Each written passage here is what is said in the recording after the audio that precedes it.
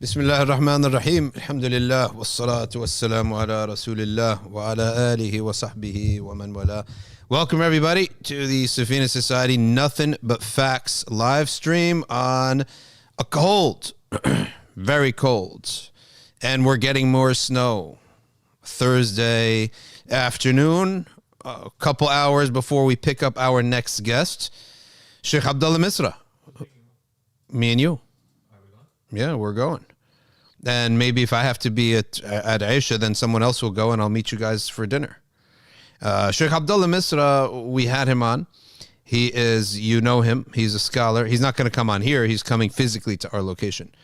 He's physically coming to the great state of New Jersey, where we're located. He's going to be having some events here. But this is one of the beautiful things about living in a place like New Jersey, place like Chicago, place like London, England. There's always people passing by. That's the beauty of it, right? Like yesterday we had a brother in Australia. He said he loves Brisbane, Australia. He can't live outside of Australia. I was like, yeah, I can get the sentiment when you can't live somewhere else because you lived there your whole life. Problem with a place like Australia, no one's ever passing by, right? You notice that?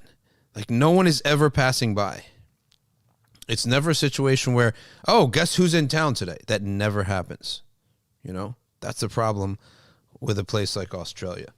Let's open up the book of Allah and read some tafsir after a morning of just having some discussions with some brothers on the nature of time.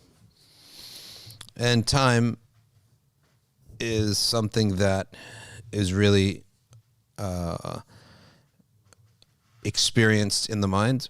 It does exist, and that's why it exists, yet is something that does not physically exist, and that's why it's something that, or allegedly doesn't physically exist, right?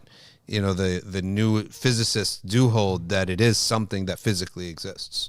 That's a very fascinating concept. But Sharia Quran doesn't really delve into that aspect of it.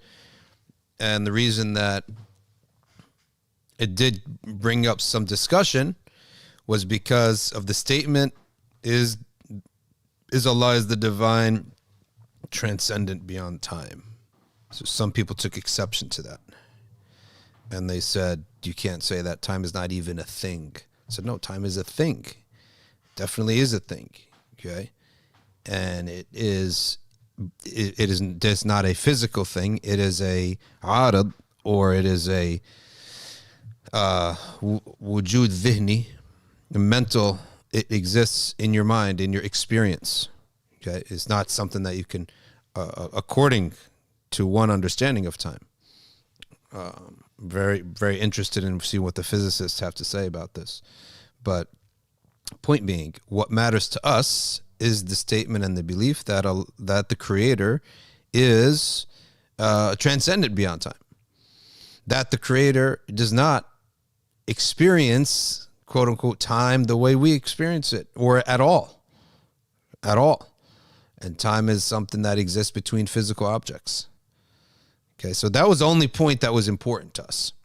He's the creator of it. However you want to classify it, he created it, and he's not bound by it, nor is he dependent upon it in the way, nor experience it the way we live in time and experience. That was the only point that I really cared about. Everything else is really just a discussion. Just extracurricular discussion on the nature of time, etc. Right? So that nobody should ever ask the question, well, what is Allah doing?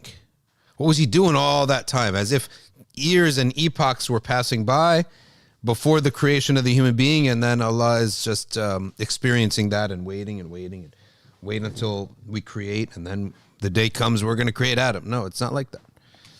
The day comes we're going to create the universe. No, it's not like that. So it's very important to and Sheikh Said Foda has a video on that. Sheikh Said Foda is probably, you could say, the foremost of the Ash'ari theologians of our time. And he has a video, and he talks about how low is that concept of the divine as if time applies to him, and he's sitting and waiting, and no. What the world? What kind of freshman rookie do you bring us here?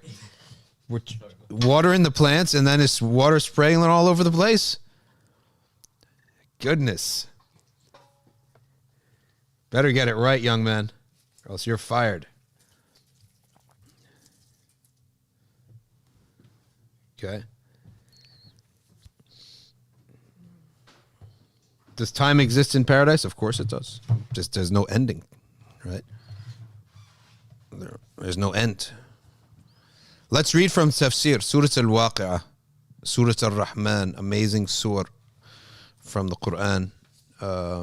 In terms of the descriptions of paradise, there's no description like the descriptions of Surat al-Rahman and al-Waqia. And that's why anyone who needs to revive their heart, read Surat al-Rahman and Surat al-Waqia. And here we are reading from Tafsir al-Qurtubi. Okay. Tafsir al-Qurtubi. Yeah. All of Surah al-Rahman is a Meccan surah. مكية كلها في قول الحسن وعروة بن الزبير وعكرمة وعطاء وجابر وقال ابن عباس إلا آية منها يسأله من في السماوات والأرض. Ibn Abbas says only one is not Mecca. يسأله من في السماوات والأرض. They ask him, those in the heavens and those in the earth. وهي 76 آية. It is 6 and 70, 76. What did I tell you about numbers? 76 ayahs. Okay. And it's all Madaniya according to Ibn Mas'ud. So they differed upon this. Okay. All of it's Madani, says Ibn Mas'ud. So مختلف فيها. والقول الأول أصح. Okay, because that is, it says that the first statement that is Meccan is more correct because what was narrated by Urwa ibn Zubayr قال أول من جهر بالقرآن بمكة بعد النبي صلى الله عليه وسلم ابن مسعود. Okay, the first to recite the Quran out loud in Mecca was Ibn Mas'ud, an amazing fadila, okay, an amazing virtue for Ibn Mas'ud. وذلك أن أصحابه قالوا ما سمعت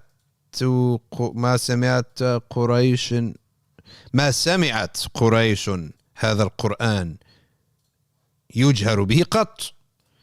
Some of the companions said the Quraysh has never heard this Quran out loud. Okay. So who will make them hear the Quran out loud? فقال ابن مسعود أنا.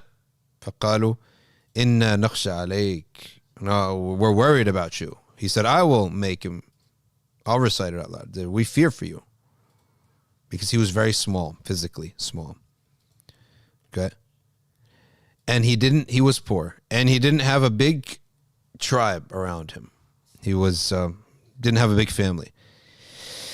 So they said, نريد رجلا له عشيرة يمنعونه.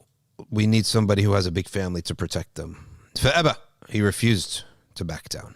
ثم قام عند المقام. Then he got up at the مقام of Ibrahim فقال بسم الله الرحمن الرحيم الرحمن علم القرآن.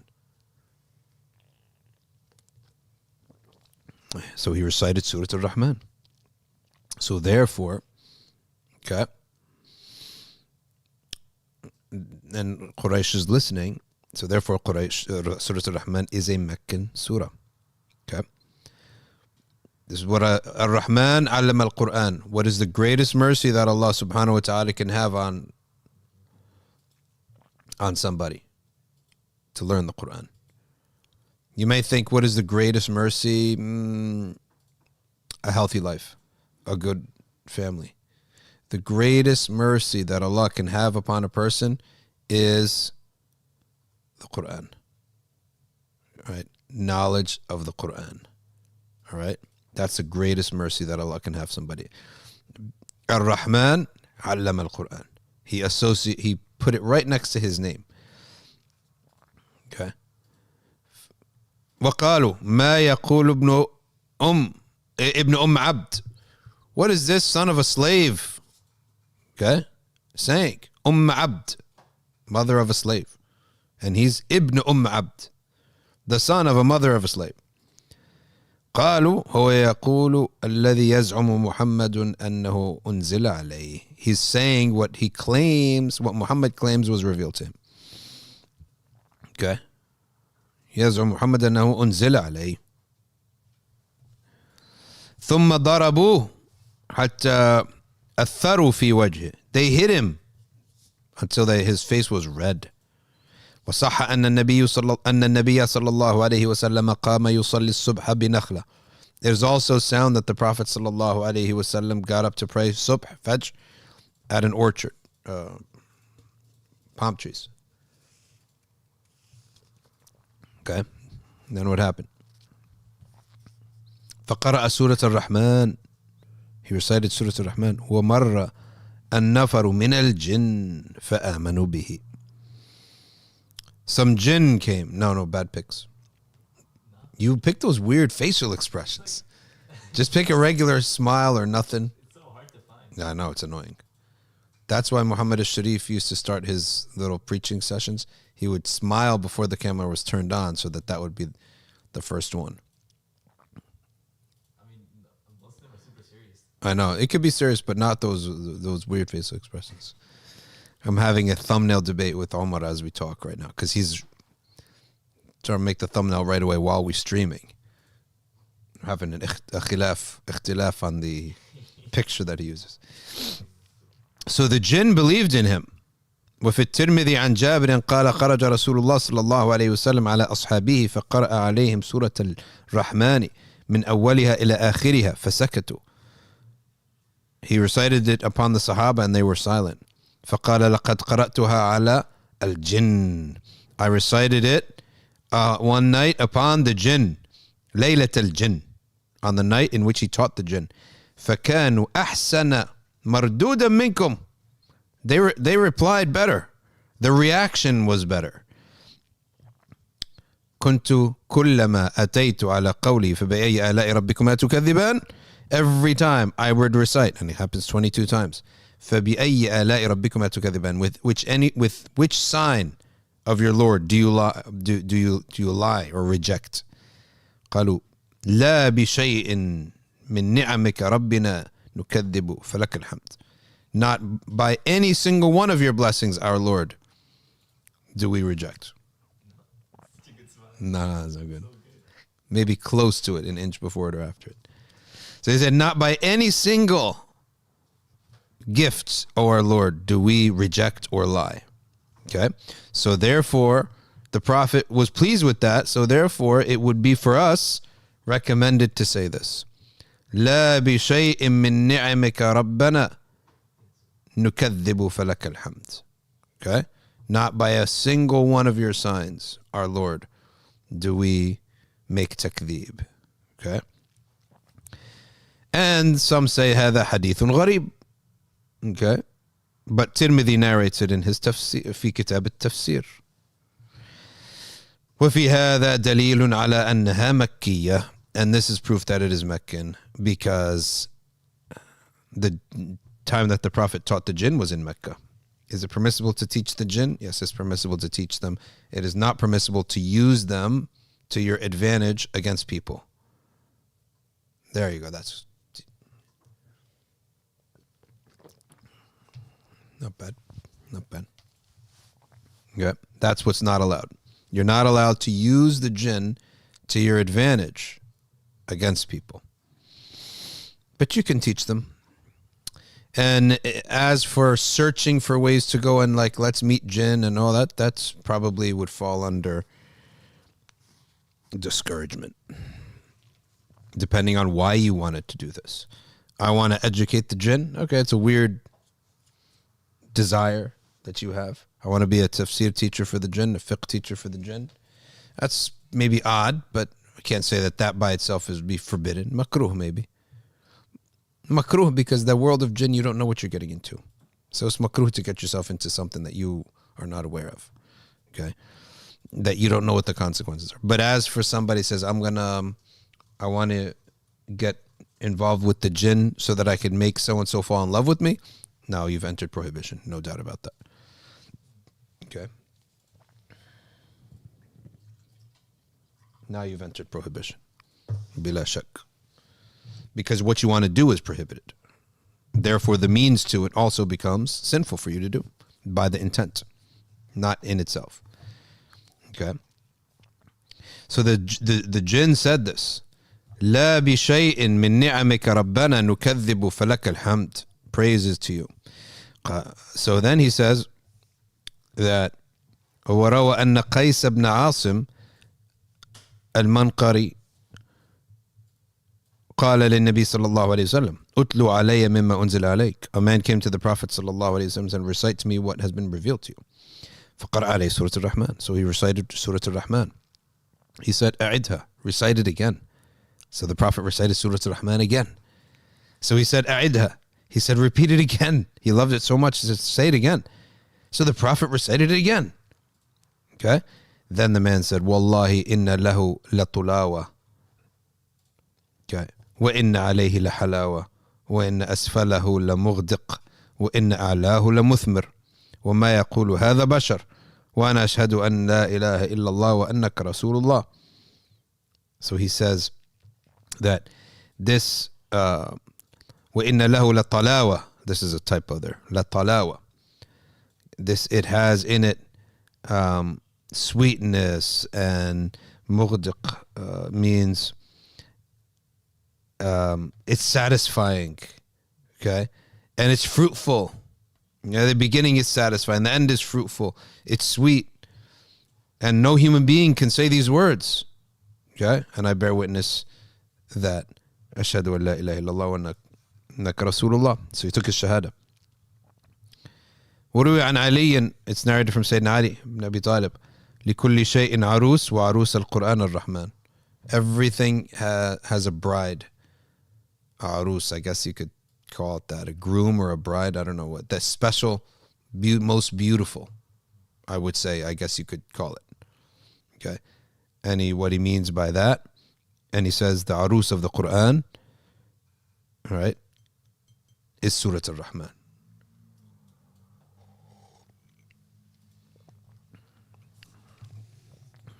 قال سعيد بن جبير وعامر الشعبي الرحمن فاتحة 3 سور إذا جمعنا كن اسما من أسماء الله ألف لام راء حاميم نون فيكون مجموع هذه الرحمن. Now let's talk about something here. It is permissible to speculate about meanings of the Quran, provided that your speculation is not negating something that we have to observe or have to believe in. Okay? So this is a very important thing. But it's also important that when state scholars make statements, says this means that, you have to understand that they may be saying that with the intent of it's speculation. And we're speculating that this may mean this. Okay? It's very interesting here. Sa'id ibn Jubair, Mu'amir al-Sha'bi, all right, noted that Ar-Rahman is composed of 1, 2, 3, 4, 5, 6 letters, right? Alif, Lam, Ra, Ha, Mim, Nun. And the Alif is not written. It's a dagger Alif. So they said, if you look at the muqatta'at, the surahs that begin with individual letters, you have Alif, Lam, Ra is one of them. Ha, Mim is one of them. Nun is one of them. Right? Combine them all, you get the word Ar-Rahman. Okay?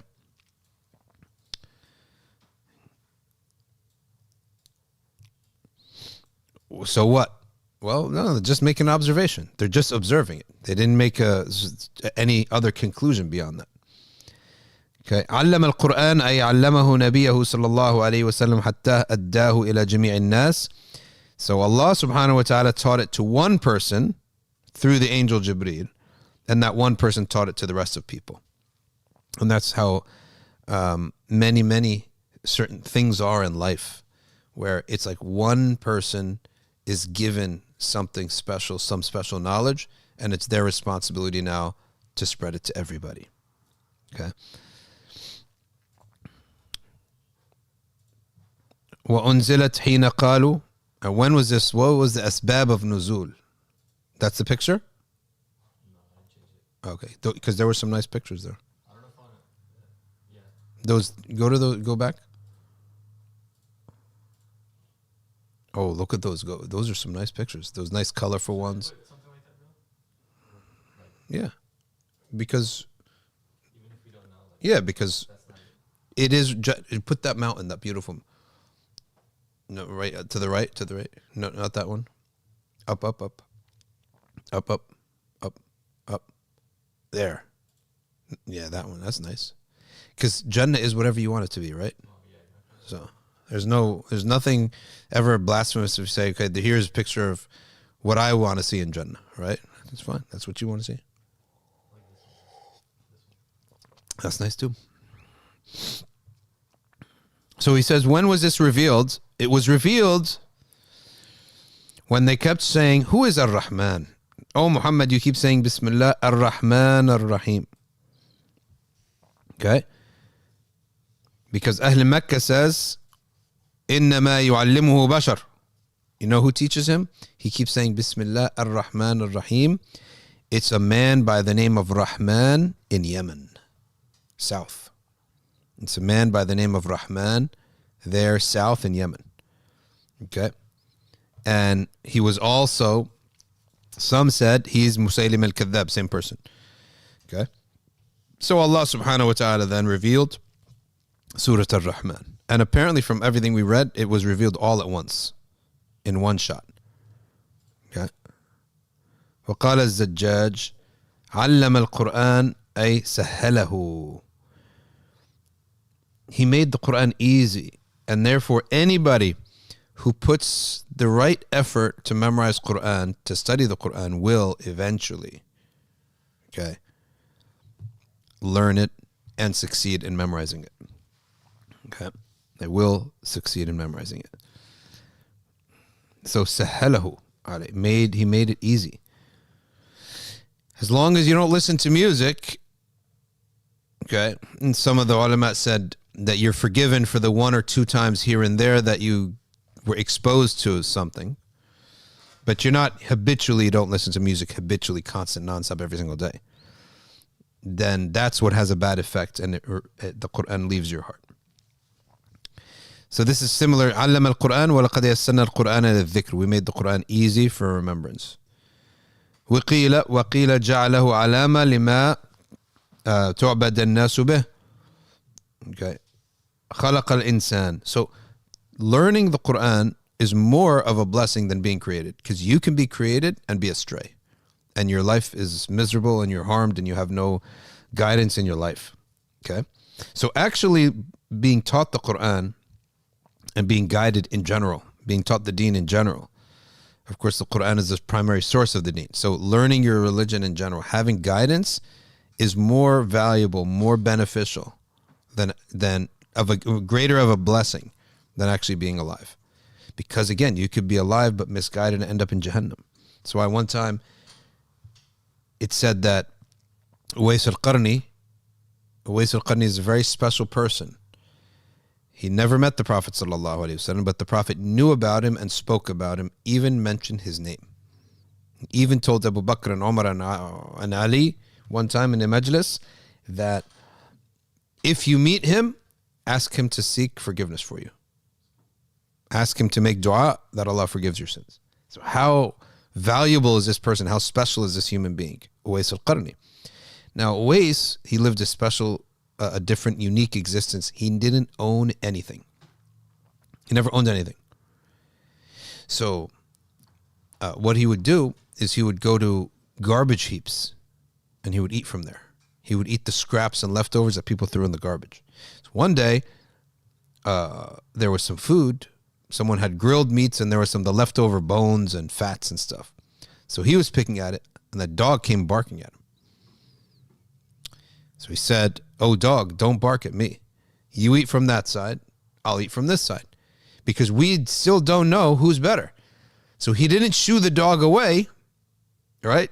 As if he's a better person, nor did he back off. He says, "Dog, me and you right now, we don't know who's better. So we have to share this equally. If I pass the bridge on the day of judgment, I'm superior than you. I'm better than you. And if I fall off the bridge on the day of judgment, then you're better than me. But because we don't know yet what's going to happen, we're equal. I eat from this half of the garbage heap, and you eat from the other half." Okay. Now, there's a reason why Uways al-Qarni was not made a companion. And the reason is that so that his ways do not become a sunnah. Okay. The ways of Uways al-Qarni is not a sunnah. So nobody should say, "Oh, Uways lived like that, so I'm going to live like that." No home. You know, every few months he moves to another city, living an itinerant life like that. Never married. Just going from battle to battle. And when there's no jihad, he just prayed in the masjid.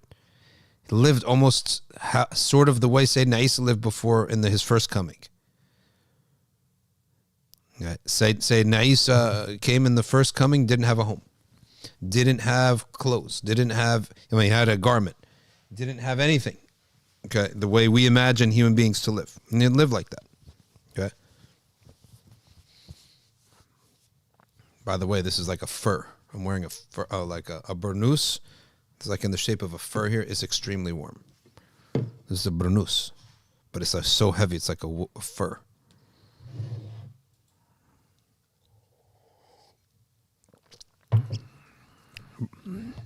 All right. So being just existing is a blessing, but it's not the greatest blessing. Existing with guidance is the greatest blessing. Okay. Now, what is the next blessing that Allah mentions here? After being created, خلق الإنسان علمه البيان. Okay. علمه البيان. أسماء كل شيء. And Ibn Abbas says, "Hey, you can sit here, young man. Yeah, come sit. No, don't be shy." He said that it's Adam, Sayyidina Adam alayhi salam. He created Sayyidina Adam, and he taught Sayyidina Adam all of the names. Okay, the origin of knowledge, the origin of language, is to know the names of things. Okay, is to know the names of things. Imam al-Haddad said that most of knowledge is just the terminology of the subject. Okay. علمه اللغات كلها. It said Sayyidina Adam was taught all of the languages, and Allah knows best. وعن ابن عباس أيضا وابن كيسان الإنسان ها هنا يراد به محمد صلى الله عليه وسلم.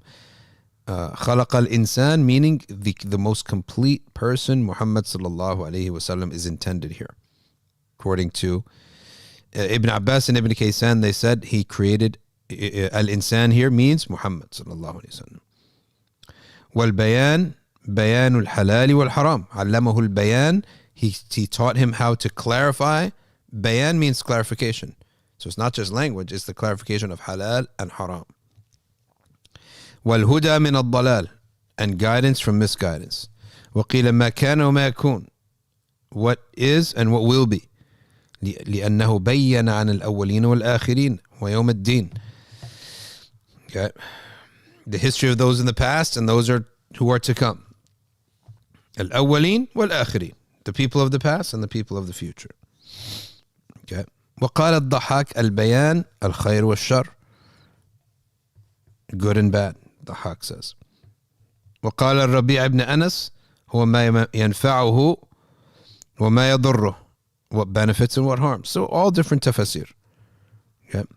And others said it's speech, clear speech, so that you could express meanings. Okay, but clearly you need to know what is the good meaning to express. There's no value in knowing how to talk well or how to speak well without having content that's beneficial for people. وَمَمَّا فُضِّلَ بِهِ الْإِنسَانُ عَلَى سَائِرِ الْحَيَوَانِ. Speech is what human beings were given over all animals. You guys look like almost like twins, by the way. Little bit. I'm talking to Omar here, who's behind the desk, who bought his brother today. Okay.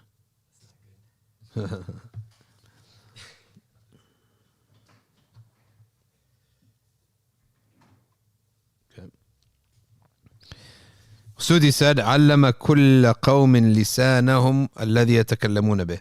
Allah subhanahu wa ta'ala taught all people the language with which they would speak. وقال يمان الكتاب والخط بالقلم. Also added to this is how to write and how to transmit knowledge by pen. علم بالقلم. It's by Allah subhanahu wa ta'ala. In another one, علم al-Bayan in another surah. Okay. علم بالقلم.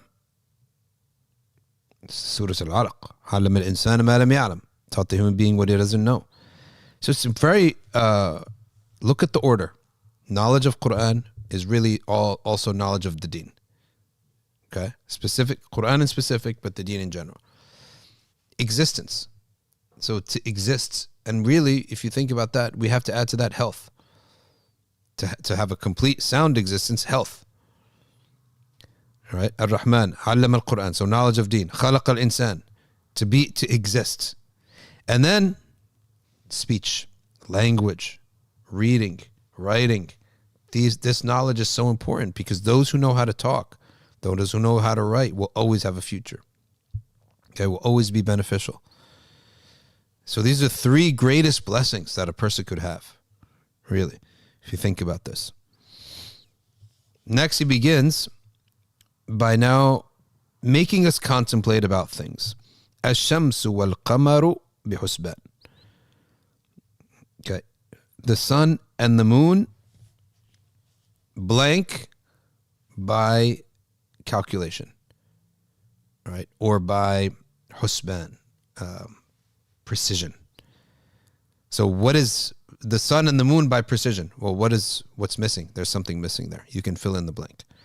الشمس والقمر, he says, يجريان, they move, they revolve, okay, by precise calculations.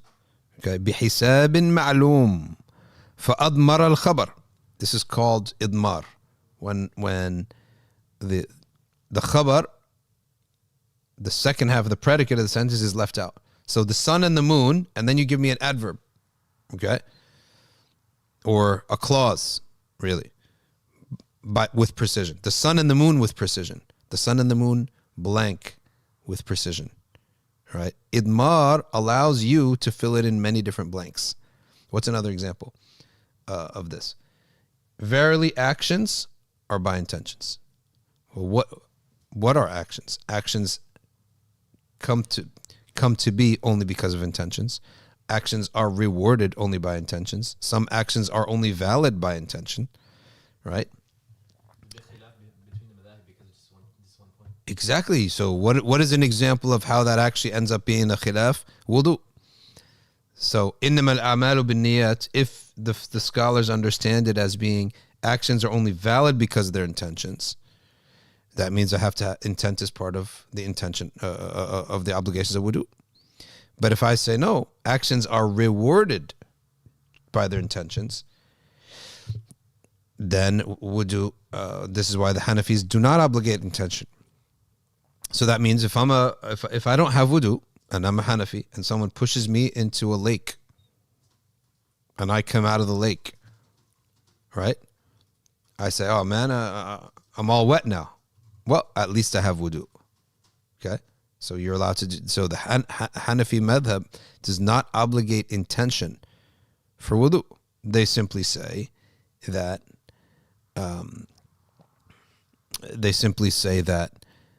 it's you get extra reward if you make intention.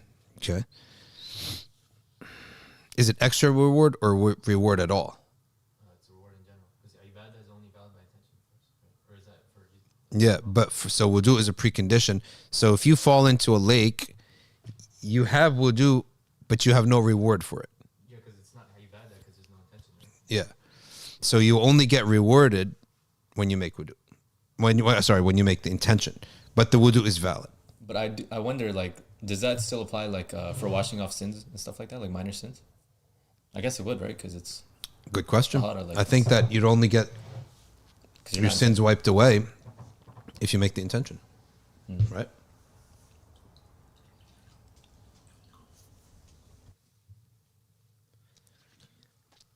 Very smart, really smart to pour coffee on a white thobe. Oh, you dropped it? Yep, brilliant. Let me clean that. That's why, khalas, I got it. Alhamdulillah, I got it. You know when it's so thick, the fur is so thick, the wool is so thick that it just sat there. But just the brilliance of the concept of wearing something white and then deciding to pour coffee over it. Why is there an argument in the chat? It's just some guy talking about Wahhabi.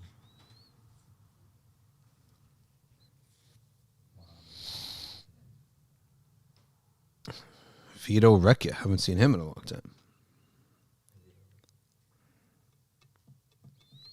Why don't Hanafis perform salah the way the Prophet did by doing Raf al-Yadayn?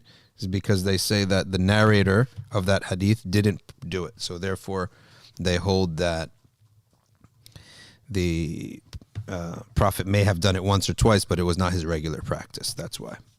And that's why you should watch the madhabs series that we released that answers a lot of those questions.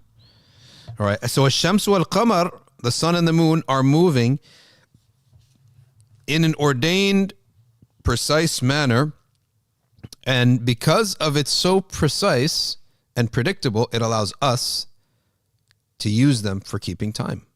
So we use the month, the moon to keep the month, and we use the sun to measure the day. Okay.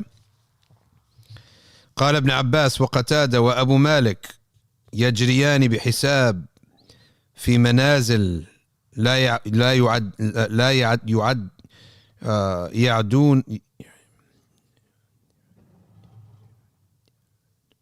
لا يعد ولا يحيدان عنها لا يعدوانها ولا يحيدان عنها. Some tongue twisters there. Ibn Zayd and Ibn Kaysan said يعني أن بهما تحسب الأوقات. So they move by precision, and because they move by precision, we can calculate time by precision.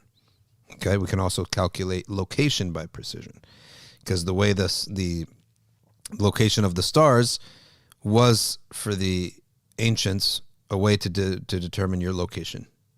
Okay, because they know how the stars are moving. Okay. So we can count by the sun and the moon. And Allah, it's interesting, Allah has given us two different tools by which to calculate. So the sun, you can calculate the year, you can calculate the day. But, and the moon, you calculate the month. You don't calculate months by the sun, right? You can't calculate months by the sun. Months are only calculated by the moon. Okay. You can't calculate months by the sun. ولولا الليل والنهار والشمس والقمر لم يدري أحد كيف يحسب شيئا. Without these celestial bodies, nobody could count anything. Okay?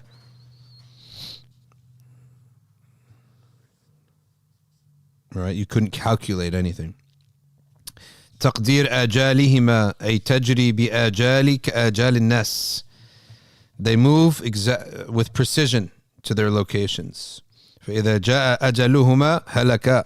But he also says they also have a lifespan like people. There will be a time where the sun and the moon and the stars disappear. They will be destroyed. كل يجري لأجل مسمى. Everyone moves to a precise location until a precise time. Okay. وقال الضحاك بقدر. And Mujahid says بحسبان يعني كحسبان الرحي يعني قطبها يدوران في مثل القطب. Okay. والحسبان قد يكون مصدر حسب رأيته أحسبه بالضم حسب وحسبان مثل الغفران والكفران والرجحان وحسابه أيضا أي عدته. So you get the point. Okay, you get the point. And what about النجم now? والنجم والشجر يسجدان. What is النجم? Of course, النجم, we understand that to be stars, right? But why are stars connected with trees? The stars and the trees prostrate. Okay, so stars, we understand sun and moon, الشمس والقمر, right? So the next pairing, stars and trees. The first pairing makes sense. The second pairing doesn't really make sense. The reason is that النجم here does not refer to stars. Okay, if you're continuing النجم والشمس والقمر بحسبان والنجم, then you could stop there and say stars, because now you're talking about three celestial bodies. But if you stop بحسبان الشمس والقمر بحسبان, new ayah والنجم والشجر يسجدان, here النجم does not mean the stars. النجم means من لا ساق له من الشجر. Okay, the tree, the plant that does not have a trunk. All right, that's what it means.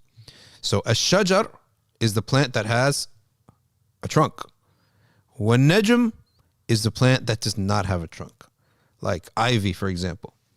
Ivy is a tree, but it doesn't have a trunk. What do they call it?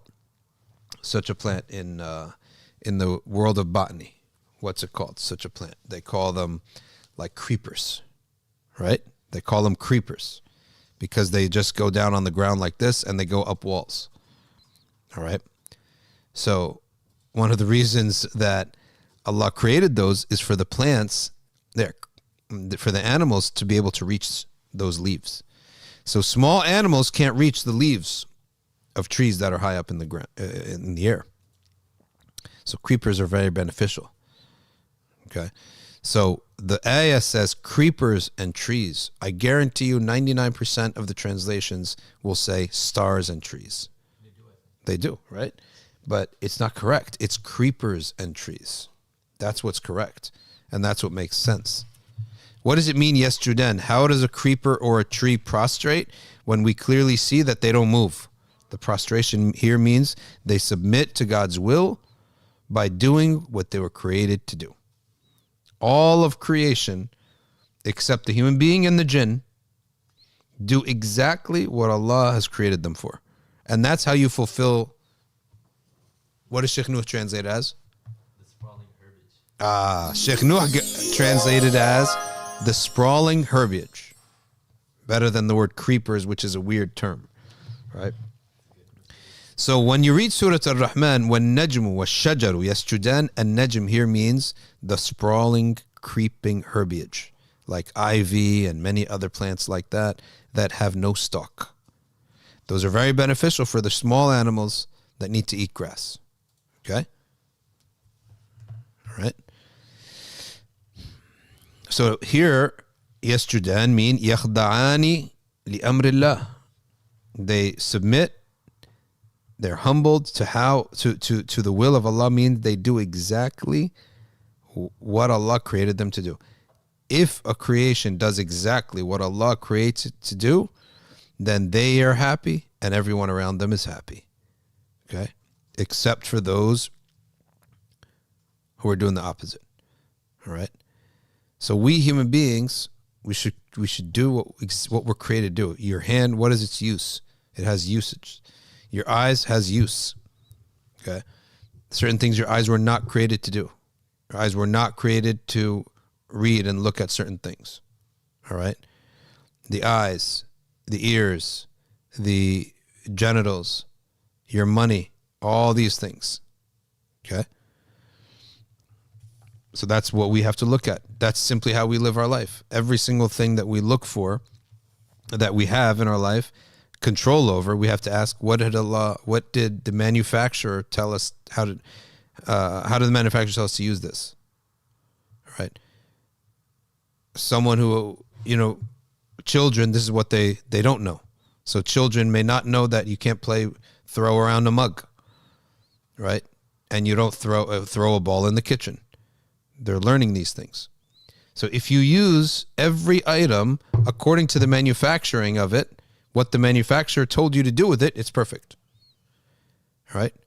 And we got tools all over the place. We get Stream without 50 tools. The screen is a tool. The mics, the keyboard, everything. If you do, and when something's manufactured, the goal, the purpose, is determined before the creation, right? So what do we want to do? We want to fly. What did the Wright brothers do? They want to fly. They thought about flying before they thought about making a plane, right? Edison wants to light stuff up. He thought about that before thinking about the light bulb. Okay, and sometimes in human creation, and this would be an exception, we accidentally come upon something beneficial, and then said, okay, now we have a new invention here. Okay, but in most cases, you manufacture something, you come up with the idea and the purpose first. Then you manufacture the product. Then you have to see how not to use this product. And when the human being is misused, he gets depressed, he gets miserable, he becomes suicidal, he's not fulfilling his function. Okay? So what do we do when we got, let's say, I'm looking around here and I see stuff in the studio that hasn't been used for 7 months. We throw in the garbage. Give it away, right? Something is not fulfilling its purpose. Khalas. When something can't fulfill its purpose anymore, such an old camera that doesn't even have the plugs that we need to live stream. You bring me a camera from, let's say, 10 years ago, it doesn't have the necessary cables, right, that you could put in. What do I do with it? We throw it in the garbage, right? Death. When a human being cannot fulfill what Allah created him for, then Allah gives him death. Khalas, he dies. He's finished. Can't fulfill what he's created him for. So the sujood here is to submit to God's will, to submit to Allah's will, to be doing exactly what Allah created you to do. That's it. Okay? Most of what Allah created you for is going to come out of your childhood. So if I look at myself, look at Omar, look at Uthman, Hamza, okay? So clearly, you and I, we're not created to go do da'wah to tattoo artists, right? We have no, that's not in our background. We weren't created to do da'wah in China. If we were created to do da'wah in China, then Allah would have made us born there, made us be trustworthy in their eyes, made us be able to know their language. So now you could start to buy the background that Allah created you with. That's what you can do in life, right? If Allah created you and your father ran hotels, we can say, yeah, one of the things you know how to do is run hotels. So something you could do. It would make sense for you to fulfill that, since that's a waste of knowledge otherwise, right? It's a waste of knowledge. One of the sayings of the scholars is that you should learn a trade, and you should always learn your father's trade as a backup. Okay? And then that's the lower level. There's higher order things of what we're created to do, and that's what we get from the deen. Okay?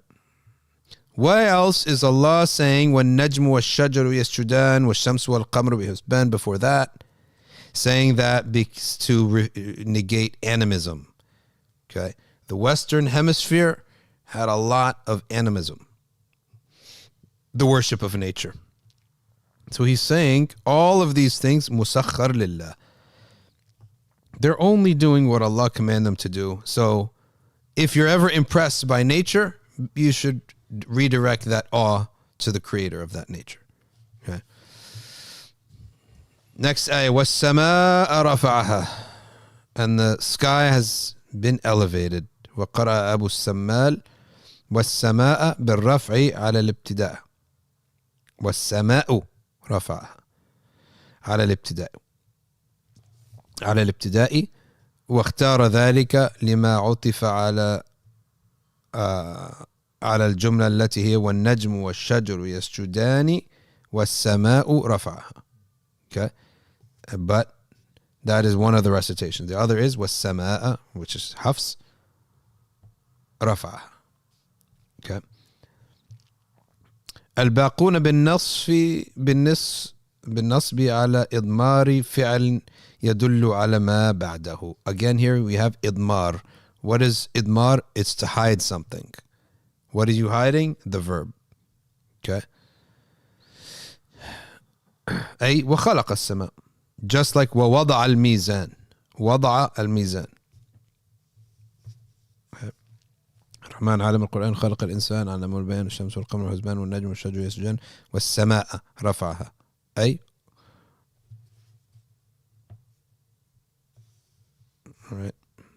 عن مجاور قتادة أي وضع الأرض العدل الذي أمر به. يقال وضع الله الشريعة. Allah وضع. Okay. وضع is to put something, to place something, right, or to bring it down.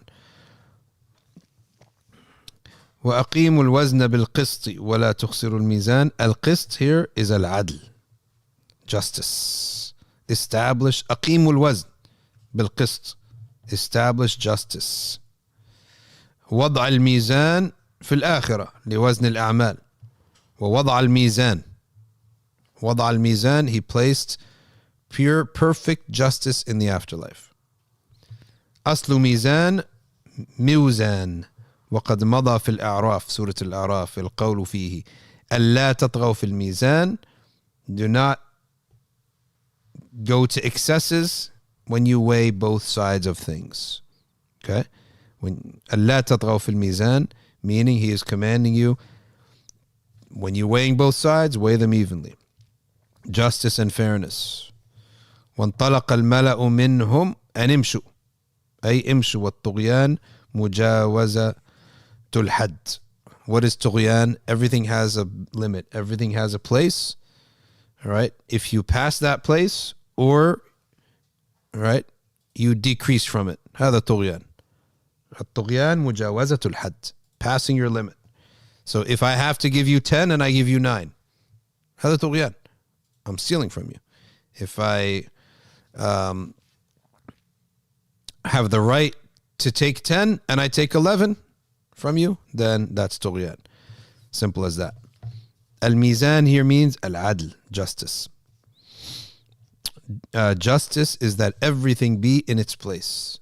Everything is in its place. The right amount of food, the right amount of drink, the right amount of sleep, the right amount of air, the right amount of talking, the right amount of silence, etc. You'll be in perfect shape, in perfect happiness, the right amount of ibadah, if everything is in its place. وَلَا تُخْسِرُوا الْمِيزَانِ. Do not decrease anyone of anything. Right? Do not decrease. If someone is owed a certain amount of money to the penny, you pay them. Okay? But if you're being paid and it's by the penny, then there's a narration that says that is the least of stinginess, is to even ask for that, like little, hold on, you owe me 10 cents back. I actually see people in the supermarkets, in restaurants, who do these, and they'll literally buy the penny. And I'm like, aren't you embarrassed? Aren't you shy to say that, oh, hold on, you still owe me 6 cents? Aren't you embarrassed to do that? Right? Or you know what else I find disgusting, and I find it so, is when people get the order in a restaurant slightly wrong, right? Slightly wrong.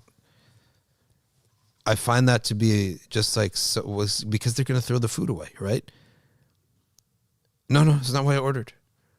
And I didn't order this cut of the chicken. I find those people to be from the worst people, to be honest with you. Yeah, it's not like he got the whole order wrong. No, I wanted chicken, not fish. That I can understand, right? That's a whole different order. Like, to me, it's by, like in Mantiq, the jins, right? I go by the jins. Let's say I ordered steak and I got lamb. What difference does it make, right? It's red meat, right? I would really find the problem with those people. I have an issue with those people. And I was sitting one time at halal restaurant in London that supposedly special Portuguese food with this Portuguese sauce. Like, what is the food? It's grilled chicken, and the whole restaurant is grilled chicken with 2 different types of sauces. That's it, right? Like a lemon sauce and a pepper sauce. That's it. The whole experience is to eat that. So what is it to me? It's restaurant, chicken, fries, and sauce. That's it. You sit down and the person says, no. This is not the grade of spice that I asked for the sauce. Take it back. Right? No, I ordered the red sauce, not the white sauce. I find such people to be like, what are you, some king? You're going to throw the food out now? Just take it. I've reached a point when I go to a restaurant, put food on the table. I know it's going to be good, right? I'll do tanzih. I'll tell you what I don't want, right? I'll just tell you what I don't want, right? I come in, I don't want fish today. Like a lot of times they don't want fish.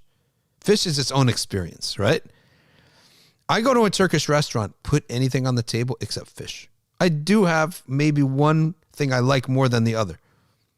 But I've reached a point, and a Muslim, I think, should be like this in food. Shouldn't be like this. Like to the last little thing that he has to be picky about it. To me, it can't be a good quality to have in people. Okay. Laith Newton, why do some people say Sedl of the companions would pray with their hands down so they could rub their legs? Nah, no way. Nothing to do with that. It was the default. In the Maliki view, it was the default of how to pray. But when you prayed long prayers, sunnahs and nafilas and tarawih, and your hands got numb, then you could clasp your hands, right, when your fingers got numb. Had nothing to do with rubbing legs. La, that would be like al-Amal al-Kathir, too much excessive movement. Yeah. So, لا تخسروا الميزان. You should treat others with the perfection that they need. But you should not do that to others. You know, in other words, you shouldn't be such a nitpicky person back. Okay? You shouldn't be such a nitpicky person back to people. So we have a lot of this in our Sharia. Like, we need to be fulfill everyone's rights perfectly, but we don't expect them to fulfill our rights perfectly. That's how it should be. Okay. All right, Omar, read me a question while I do this thing on my phone that I have to do. All right. We're still going to read some more tafsir, but I'm just... Someone's asking, can tahajjud and istikhara be combined if 2 rak'ahs are read in the last third of the night? Can? Repeat it again? Can tahajjud and istikhara be combined if 2 rak'ahs are read in the last third of the night? So like you're doing istikhara, but then like it's in the time of tahajjud. Like yes, no problem. No problem with that. No problem at all. More or should... Yeah, keep going. Okay. What is your opinion on the practice I see of Muslims singing and moving their heads wildly together? Hadra. Yeah, but singing is that? I guess he's referring to Hadra then. Yeah, I don't know. Unless it's something else. Yeah. Keep going. Oh, the Hadra, the ruling on the Hadra is differed upon. Yeah. Whether it's respectable form of dhikr or not. It's differed upon. Like, should dhikr just be done sitting calmly, or can it have swaying in it, etc.? That's all differed upon. Yeah. All right. Let's see what else we got. How can we deal with feeling tiredness of asking Allah for something? So then you don't want it then. Stop asking. No one's forcing you. Right? No one's forcing you. Right. Why will Uhud go to heaven and another mountain go to hell? He said there's a hadith mentioned upon it. If things like them only follow Allah's commands and they have no free will. Anytime you hear something like something that is a inanimate object going to hell, it doesn't mean it's suffering in hell. It's just that it belongs there.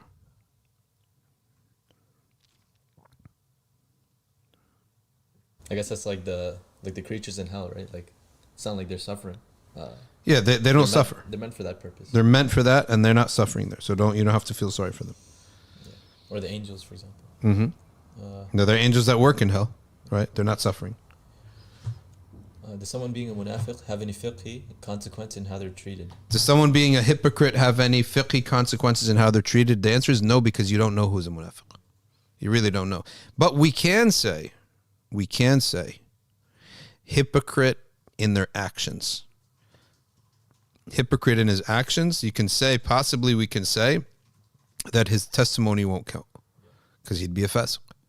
Like, what is a hypocrite in his actions? He's somebody who essentially his words and his actions don't match. So we can say that he's essentially a hypocrite in his behavior. If that entails committing sins in public, then he gets the ruling of the public sinner or the fasiq, which essentially we don't accept such a person's testimony anymore. And befriending them is sinful, keeping their company sinful, etc. Okay. Do you have to? I see a question there that says, "Do you have to believe in jinn in Islam?" Yes, you have to believe in jinn. It's kufr to reject. It's very clearly in the Quran. What if someone goes makes like ta'wil and says, "Oh, it's something different"? No. Would that still be kufr, or is it like something different from creation from fire? Like it's not what we think of jinn. So like instead of saying it's a creature from fire, they say it's like it's a Jewish tribe or something like that. Like just some wacky explanation. Yeah, because you have to recognize that they are created from smokeless fire. Is that in the it's in the Quran? Yeah. Yeah. Okay. وخلق الجان من مارج من نار فبأي آلاء ربكما تكذبان. So the jinn is created from smokeless fire. A marij min nar, it's almost like the part of the fire that has no smoke to it. Can someone take a Hanbali ruling in Tahara but the Maliki ruling in Khuf and vice versa? The wudu is one ibadah. The Khuf exception is a separate matter. So I believe that the answer would be yes. That my wudu is done in a certain way. My rules of khuf by another madhab, inshallah, khair. No problem with that. Inshallah. Okay. More questions? All right, let's read some more tafsir, then we'll go to more questions. We have to dive into the book of Allah and read what these mufassirin said. Okay. وَالْأَرْضَ وَضَعَهَا لِلْأَنَامِ. The earth has been placed for people. Some people said about this that this should affect our fiqh of borders. The earth, Allah has placed it for people. Al-Anaam is anything that walks, right? Some people said it's al-ins only. Some people al-ins wal-jinn. Some said, like al-Dhahak, كُلُّ مَا دَبَّ عَلَى وَجْهِ الْأَرْضِ. Everything that walks on the face of the earth is under the category of al-Anaam. Al-Anaam, anything that walks on the earth. But some of the fuqaha, believe it or not, said that mufassirin, that this ayah refers to that people can live anywhere, right? But ultimately, we don't find that this ayah is treated as a legal verse. Okay? It's not a legal verse. So that a city, a people, if they agree to put a wall around their city and say, only us live here, only we can live here, that's permissible. Yes.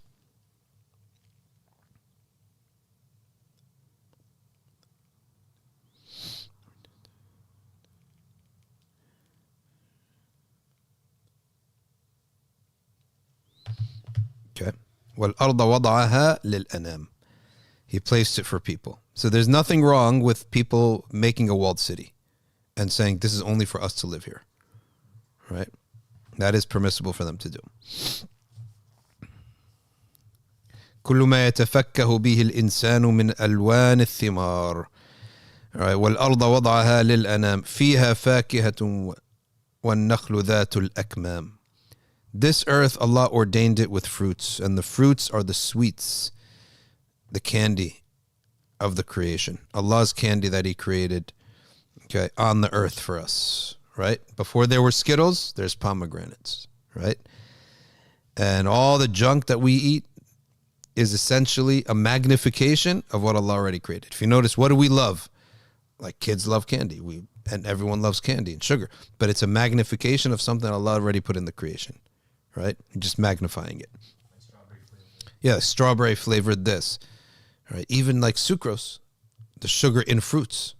We take that and we make it, how does it work? Fructose, sucrose, right? So one is artificial. Basically, the artificial is an amplification of what already exists in nature, in the creation. وَالنَّخْلُ ذَاتُ الْأَكْمَامِ وَالْكِمَّةُ بِالْكَسْرِ وَالْكِمَامَةُ وعاء الطلع وغطاء النور والجمع كمام وأكمة وأكمام والأكاميم. Okay, so والنخل ذات الأكمام, and vines that form covers. From the beauty of Allah's creation is when you use vines to make your coverage. I mean, how much more beautiful is it to have than simply a ceiling? Imagine if it was all vines covering. So Allah is basically, in this ayah, He's telling us how He's beautified this world for us to live in. Because we do got to live, right? Now it's a testing ground. It is a testing ground, this abode. But you still have to live many, many years, right? So Allah made it something that you would enjoy. This is mannullahi ala ibadihi. And Allah is showing us how nice and how good He made this creation for us so that we could enjoy it, even though we know it's a testing ground, even though we said Allah does not love this abode, it's the lowest of abodes. Nonetheless, Allah knows we have to live. Okay, we have to, we're going to have day after day after day. We can't be miserable. We need to be happy. And Allah gave us all of these gifts, fruits, and you'll never find a better substitute for this stuff. You never find a substitute for this. The most beautiful places on the earth are the most natural. Okay? Leave things as Allah made them. Okay? And vines, we use them for before we made a rope, people used vines for everything. Like vine was so important. You take the vine, you take the leaves off the vine, you make it smooth, then you use that to wrap your house, your teepee, your tent, right? Or even just a stick with a blade. What did they use in the olden times? A stick, a stone, sharpen the stone, get a stick and tie it together with a vine, right? And all of a sudden you have an axe, okay? Atlanta Braves, Kansas City Chiefs, right? Like the old-fashioned version. Ancient, not even ancient. Just a stick from a tree, a rock that you sharpened, okay, against another rock until you made a blade, and you tie that together with a vine. Everything from nature. Making ladders. How were ladders made in the past? There you go. Look at that. Almost picking up on the, he's Googling. Yeah. Atlanta Braves. See, we know so little about the ancient tools in ancient times. Everything was made naturally from the creation that Allah has on the earth. Then what human beings do, and this is the unique feature about human beings. We then make an artificial version, right? That in many respects is even stronger. Okay. In many respects, it's even stronger, but there's always some side effect with the artificial version. Okay. There's always a side effect with the artificial version of things. Okay. قال الحسن ذات الأكمام ذات الليف. الأكمام means leaves, that which has like fibers. Sorry, a leaf doesn't mean leaf. Leaf in Arabic means fibers.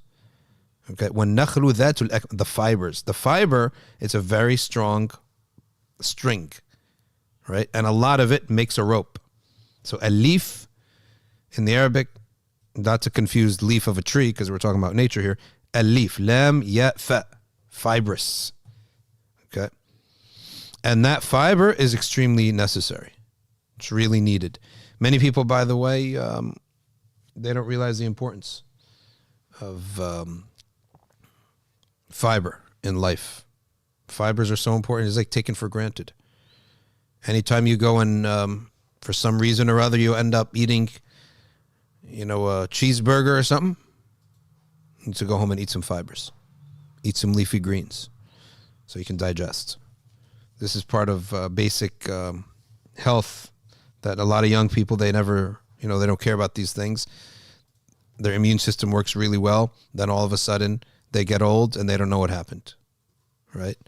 And all of a sudden they're got stones in their stomach. Yeah, because now you need to start taking care of yourself.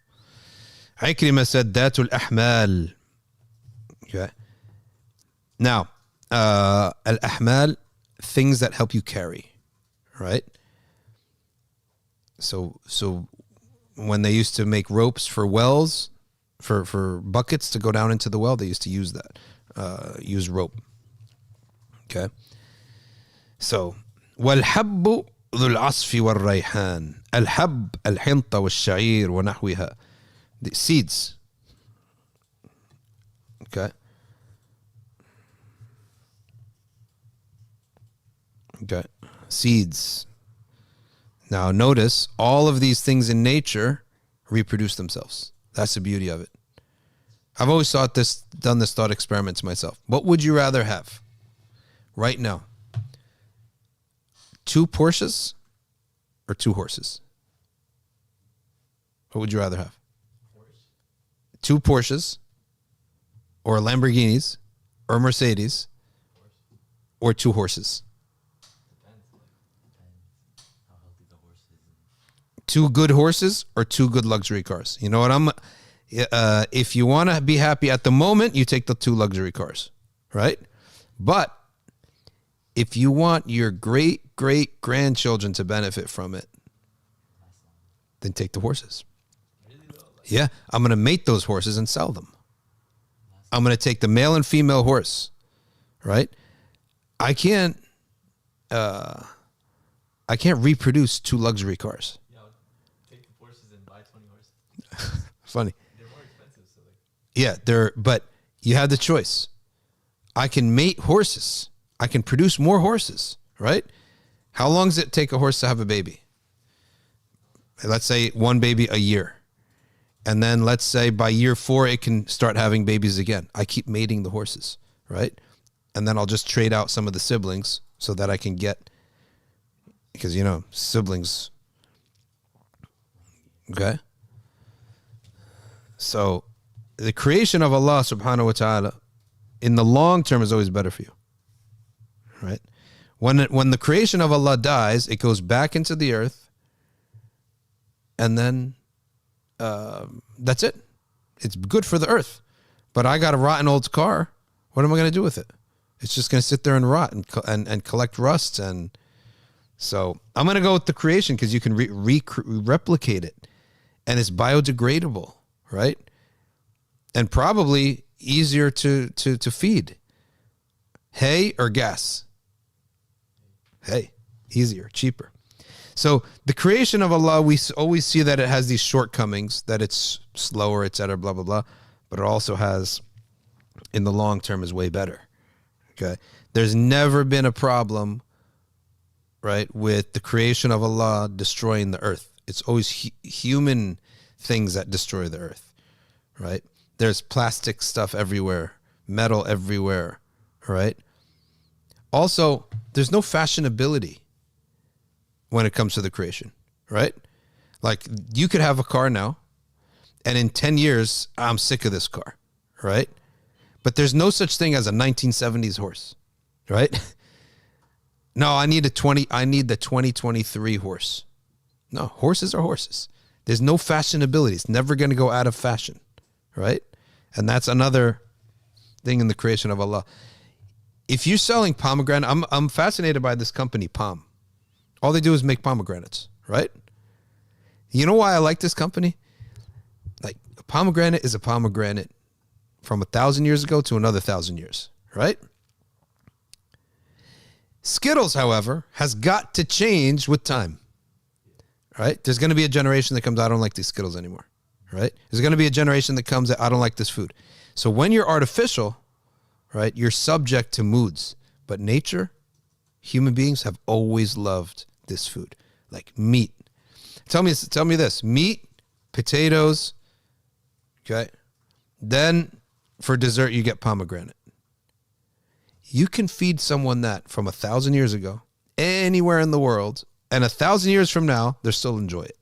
Whereas you can't say this about artificial food, like apple pie, like a man-made something that whereas there's artificialness to it, or our version of like ice cream or Snickers or something like that. Halfway across the world, they don't like these things.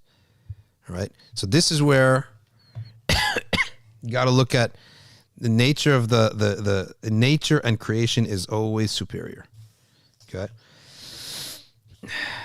Always superior.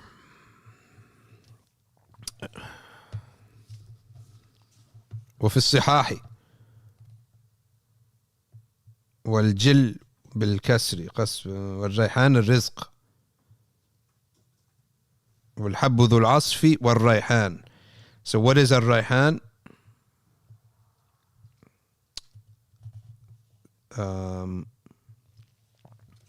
اختلاف في معنى الريحان. Okay. الريحان, they said it's rizq in general. Others said it is a certain spice. Okay. أنه الريحان الذي يشم. It's flowers that you, the pleasant thing that you smell, that you sniff. Okay. All right. الريحان. Some said the most the specific version of the meaning is basil. Right? Why? Because it's one of those spices that you put on your food that it's universally loved by everybody.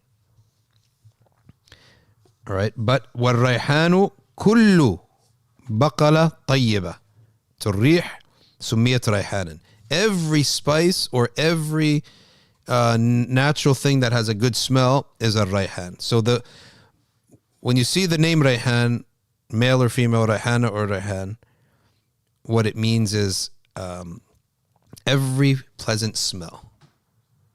Okay? Not just basil. لأن الإنسان يراح لها رائحة طيبة. It's called Rayhan because a human being has a good rih to it. ريحة طيبة. رائحة طيبة. Every good scenting thing in nature falls under the category of Rayhan. وَالْحَبُّ ذُو الْعَصْفِ وَالرَّيْحَانِ. And all the seeds and all the things that grow through seeds and have beautiful scents. Allah Ta'ala is drawing us to these very fundamental things, part of our creation of this earth that we may take for granted. Okay? And if you want to know what's going to make you happy, what's an antidepressant in this life, go to this surah and focus on these things. Okay? That's going to make you happy in this life. Allah is telling you, I put it here to lift you up, to make you satisfied, to give you happiness. So look at these things. Go out stargazing. All right? Get some sun. Shams wal qamar. Contemplate these things. Sayyiduna Umar says, Ash-shamsu hammamul Arab. The sun is the bath of the Arabs. Okay, so, all right. When najmu wa shajaru, go out and in nature, in trees. Look at trees. Go hang out where trees are. You might think, this is tacky. And most youth do, right? Until you go. Yes, oh my gosh, I feel like so at peace here. Okay? Feel so at peace. Next time you go out there and you see one of these natural types, you know, the people who are almost like extremists, they're always in nature, right? Find me one of them who's depressed. Find me one of them who has anxiety. Those natural people who wear the weird sandals and all that, right? We know what we're talking about. Those naturalists. We would say maybe they're extreme in this. Find me one of them who has anxiety.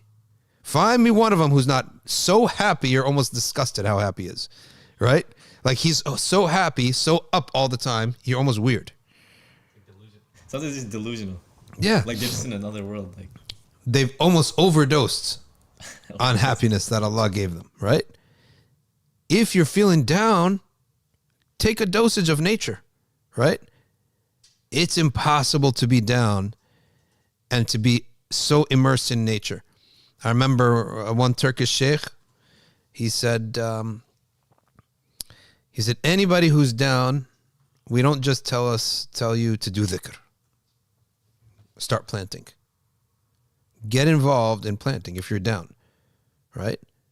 I wish I could have my own chicken, my own cow, my own lambs. I tried to have my own goat. You all saw that went down. Alhamdulillah, my lawyer took care of it. I didn't even show up to court. Oh, you didn't go? No. I would have I wanted to Zoom it. If it was on Zoom and I would have recorded the Zoom and I would let everyone see it. But it ended up that my lawyer just said, he emailed the judge. The judge or the judge's assistant emailed back, basically saying, "What do you want exactly?" The guy had to go. There are pit bulls are legal. There are types of dogs.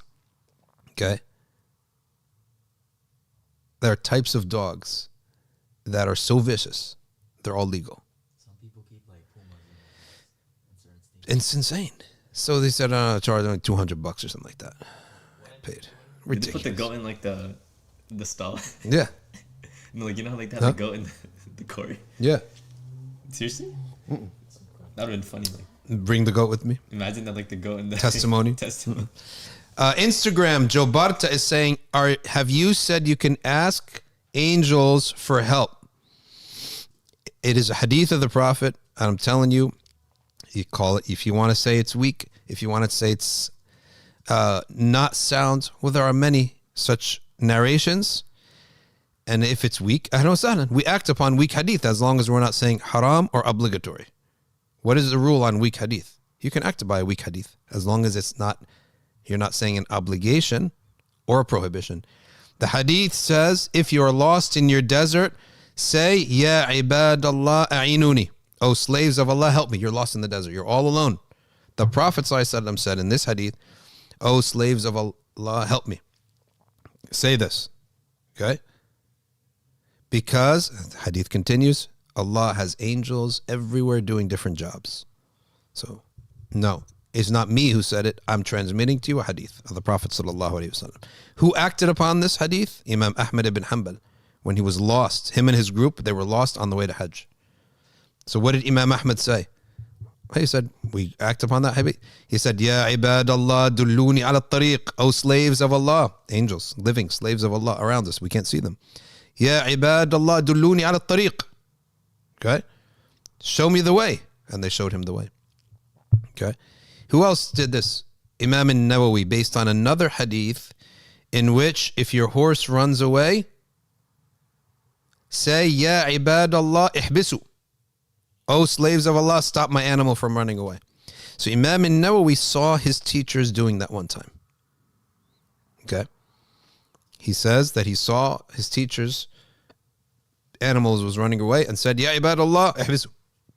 So one day his animal himself was running away. Sometimes the rope wasn't whatever tied to the wall or whatever.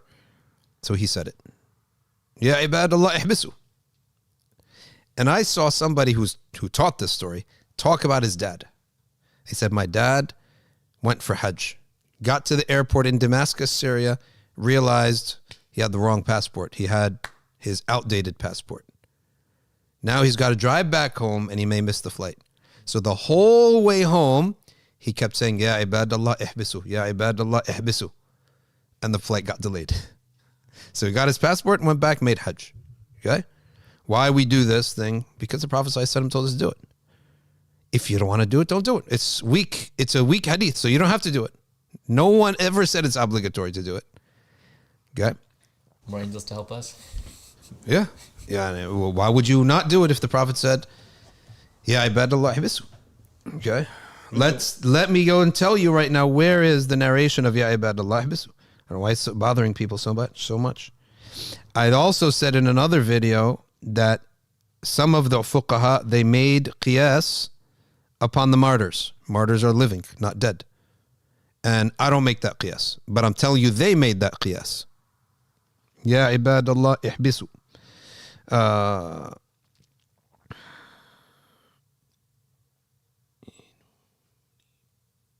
mean, the ones who have an issue with this really is just stemming from a hint of naturalism in their epistemology. Which is what? Because they find it hard to believe that Yep. something that you can't see is able to help you. What So about for- Siri? Yeah. So What about Siri? That's exactly the point, right? They don't understand these things. Yeah. But it's like, what's the difference between an angel who I can't see, Yeah. right, and like asking a human? What's the difference if I It's got like you I on the just can't phone, see right? If I got you on the phone, hey, tell me where to go. Every military movie these days, you got a guy in Virginia telling a guy in Iraq, okay, go left, go right, right? It's a hint of empiricism in there, really. That's what it comes down to.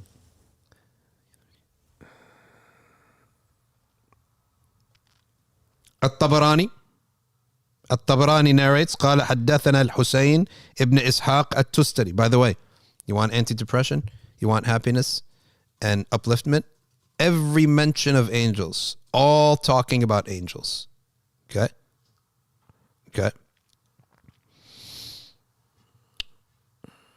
حدثنا عبد الرحمن بن سهل حدثني أبي عن عبد الله بن عيسى عن زيد بن علي عن عتبة بن غزوان عن النبي صلى الله عليه وسلم إذا أضل أحدكم شيئا, if one of you loses something, أو أراد أحدكم عونه, or one of you needs help, وهو بأرض ليس بها أنيس, and he's in a place where there are no people to help you, so you feel all alone. Okay, فليقل, so he should say يا عباد الله أغيثوني. This is the istighatha no two people can disagree on. Istighatha bil awliya wal anbiya, I'm not going to debate that. I'm not arguing that. I'm arguing this one, this hadith of the Prophet sallallahu alaihi wasallam. فَإِنَّ لِلَّهِ عِبَادًا لَا نَرَاهُمْ. So, for Allah has slaves that we don't see. Okay? In another narration, these slaves are referred to as being angels. This one doesn't. Just says slaves of Allah that we don't see. So, ya ibad, sometimes these are called ibadul ghaib, the slaves of Allah that we don't see. Okay? قال الطبراني, Tabarani says, وَقَدْ جُرِّبَ ذَلك. This was tested. This is found in al-Mu'jam al-Kabir للطبراني. Okay? Even this one, you know which publisher he's using? مكتبة ابن تيمية. Okay? قال الهيثمي في الزوائد والفوائد. Okay? في كتاب الأذكار رواه الطبراني ورجاله وثقوا. Okay. على بعض في ضعف على ضعف في بعضهم. The men in this chain are reliable, but some of them have weakness. Okay, so not a lie, not a fabrication, not لا أصل له. It has an origin. Weak is acceptable to act upon as long as we're not saying obligatory or forbidden. Yeah, questioner there, what was his name? Jabarti or whatever his name is. You hearing this? Pass it on to your friends, because you know that some people put that clip out from the past time that we talked about this. And then they clipped it up next to a Somali sheikh or Sudani sheikh. This is all a bunch of shirk. I'm reading to you a hadith. You can like it, don't like it. هذا hadith. وله شاهد من حديث ابن عباس. He says now, Bazzar narrates from Ibn Abbas in his Musnad that the Messenger sallallahu alayhi wasallam said, here's another hadith completely. So they strengthen each other now. Inna lillahi malaikatun fil ardi siwa al-hafadha. Allah has angels in the earth besides those who write your good deeds. يكتبون ما سقط من ورق الشجر. Unbelievable.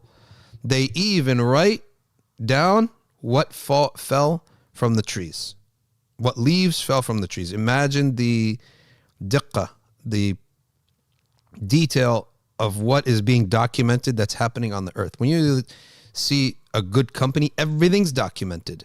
When the janitor walked in, how many mops he uses, how many tissues he uses, right? Everything's documented. So likewise here, يَكْتُبُونَ مَا سَقَطَ مِنْ وَرَقِ الشَّجَرِ. They write down what fell from the tree. This tree on this date, this fell. This amount of leaves fell, etc. فَإِذَا أَصَابَ أَحَدَكُمْ عُرْجَةٌ بِأَرْضٍ لَيْسَ بِأَرْضٍ فَلَاتٍ. If one of you suffers of getting lost in an empty land, فَلْيُنَادِ, he should call out, أَعِينُوا عِبَادَ اللَّهِ, help me, O slaves of Allah. Okay? وَلَا نَعْرِفُهُ إِلَّا مِنْ هَذَا الْوَجْهِ. And we only know this isnad, okay, of Musnad al-Bazzar. Has only one chain. This chain. Okay. وَرَوَاهُ الْبَيْهَقِي. Now we go to a third book. First we went to Tabarani. Then we went to Bazzar. Now we go to al-Bayhaqi. في شعب الإمام Bayhaqi, by the way, is a mujtahid. Bayhaqi is the highest level that you can find, except he had adab with the Shafi'i and loved him so much, so he stayed a muqallid of a Shafi'i. As though we don't need another madhab, I'll stay with a Shafi'i. But he could have, if he wanted to, go into martabat al-ijtihad. Who mentioned this? Like, it's a very famous saying of like Imam Shafi'i is that he owes Imam Bayhaqi for what he did. He owes Bayhaqi. They said no student ever owes his teacher except Bayhaqi to Shafi'i to Bayhaqi. Okay, because of the clarification and the biography and how much he clarified from the Masail of a Shafi'i. So if you are a Shafi'i, then you definitely know how much Bayhaqi is used. Now, Bayhaqi is also one of the greatest hadith scholars, and he's one of the last ones. So he came late. He says, إِنَّ لِلَّهِ عَزَّ وَجَلْ مَلَائِكَةٌ فِي الْأَرْضِ سِوَى الْحَفَظَةِ. Allah has angels on the earth aside from those who write your deeds. يَكْتُبُونَ مَا يَسْقُطُ مِنْ وَرْقِ الشَّجَرِ. They write down what falls even from the trees. He's saying this is amongst what they do. Okay? So if now you get lost, أصاب أحدكم عرجا في الأرض لا يقدر فيها على الأعوان فليصح أو فليقل عباد الله أغيثوني. And you get lost in a land and you do not have any other people in that land, then say, slaves of Allah, help me. أعينوني رحمكم الله. Okay? Help me, may Allah have mercy on you. In another, وفي لفظ آخر, in another wording, احتاج إلى عون بفلاة من الأرض فليقل أعينونا عباد الله رحمكم الله فإنه يعان إن شاء الله, and you will be helped. Help me, O slaves of Allah, may Allah have mercy upon you, you will be helped. Who narrates that? Ibn Abi Shayba. Okay, so now we have 4 books we talk about. Yani, so this is not, and here he has another shahid, also from al-Tabarani. Okay. Ibn Hajar narrates. Nawawi mentions this in al-Adhkar. Ibn Sunni narrates this from Ibn Mas'ud. إِذَا انْفَلَتَتْ دَابَّةُ أَحَدِكُمْ, if your animal goes away, بِأَرْضٍ فَلَاتٍ, in an empty land, call out, يَا عِبَادَ اللَّهِ احْبِسُوا عَلَيَّ, O servants of Allah, stop this animal. يَا عِبَادَ اللَّهِ احْبِسُوا عَلَيَّ فَإِنَّ لِلَّهِ فِي الْأَرْضِ حَاضِرًا سَيَحْبِسُهُ عَلَيْكُمْ. Allah has creations in the earth that will stop the animal for you. Okay. Ibn Illan says in Sharh al-Adhkar of Nawawi, قال الحافظ Ibn Hajar, Ibn Hajar says, هذا حديث حسن الإسناد. The isnad is sound, is hasan. أخرجه البزار ولا نعلم يروى عن النبي صلى الله عليه وسلم إلا من هذا الوجه. And he says what we already said, that it had this one narration has only that one isnad. No problem. As-Sakhawi says, هذا حديث حسن. Okay. Wal-Haythami says, رجاله ثقات. Haythami says, its narrators are sound. Okay. وهذا الحديث يعني أن الإنسان إذا انفلتت منه دبته في مكان خال من الناس أو ضاع منه شيء أو ضل الطريق ونحو ذلك فإنه ينادي بهذا الدعاء الذي علمه لنا النبي صلى الله عليه وسلم.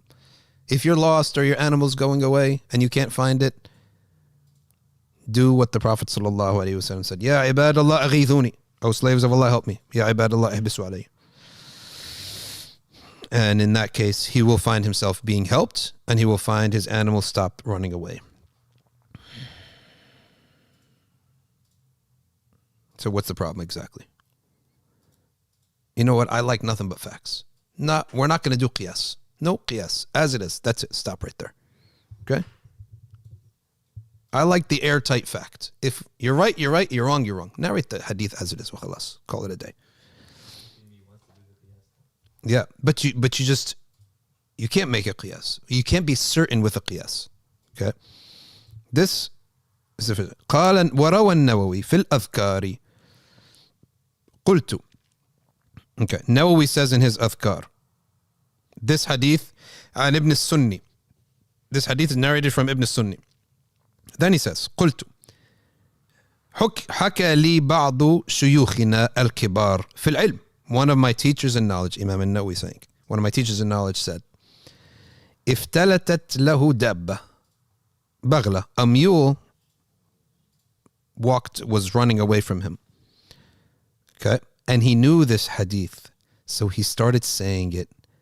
فحبسها الله عليهم في الحال. Immediately, something obstructed this mule from running away. Now what he says, وكنت أنا مرة مع جماعة. I was with a group. فانفلتت منها بهيمة. Okay, وعجزوا عنها. A big animal, like a cow, walked away from us, but we couldn't catch it. We couldn't get it back. Okay, فقلته. So I said it. Imam al-Nawawi himself said it. Okay, يا عباد الله احبسوا. O slaves of Allah, stop it. So it stopped immediately. بغير سبب سوى هذا الكلام. Imam al-Nawawi says it stopped immediately. We couldn't see anything physically around it. Okay, except that would stop it. Except that it stopped. Except through this speech. These words were the only thing that we saw, that we said. Okay, where is this found? Al-Adhkar lin-Nawawi. Do you want me to read more, or is this enough? Okay. وروى عبد الله ابن أحمد عن أبيه الإمام أحمد بن حنبل. Abdullah, son of Imam Ahmad, narrates from his father. قال حججت 5 حجج فضللت الطريق. I made 5 hajj in his life, he says. فضللت الطريق. I got lost one time. وكنت ماشيا, and I was walking. فجعلت أقول يا عباد الله دلوني على الطريق. يا عباد الله دلوني على الطريق. Imam Ahmad says he was lost. Then he says, I kept saying, O slaves of Allah, show me the way. فلم أزل أقول ذلك حتى وقفت على الطريق. And I continued to do this until I found my way back onto the main road. Okay. This is in مسائل الإمام أحمد برواية ابنه عبد الله. Okay. وروى السيوطي هذا الحديث في الجامع الصغير وشرحه المناوي. فقال, and Munawi gave a sharh of this hadith, and he says, إذا انفلتت دابة أحدكم, if one of your animal goes away, okay, or it leaves the cage or the fence, or you find yourself in an absolutely empty land, okay, and there's no water and there's no one to help you, okay, then you should say فَلْيُنَادِي, with your loud voice, because the Prophet said فَلْيُنَادِي, say with a loud voice, يَا عِبَادَ اللَّهِ احْبِسُوا عَلَيَّ دَابَّتِي, O slaves of Allah, stop my animal. إِمْنَعُوهَا مِنَ الْهَرَبِ, meaning don't let it run away. فَإِنَّ لِلَّهِ فِي الْأَرْضِ حَاضِرًا, Allah has creations present there in the earth. In other words, don't feel like you're alone. Okay? Now, what does he say? خَلْقًا مِنْ خَلْقِهِ. He is stopping. He's not limiting it to angels because the Prophet didn't limit it to angels. He said it could be insiyan, it could be a human, it could be a jinn, it could be an angel. Okay? You don't know. So leave it open-ended as the Prophet left it open-ended. And call out what the Prophet said. Ya ibadallah ihbisu alayh.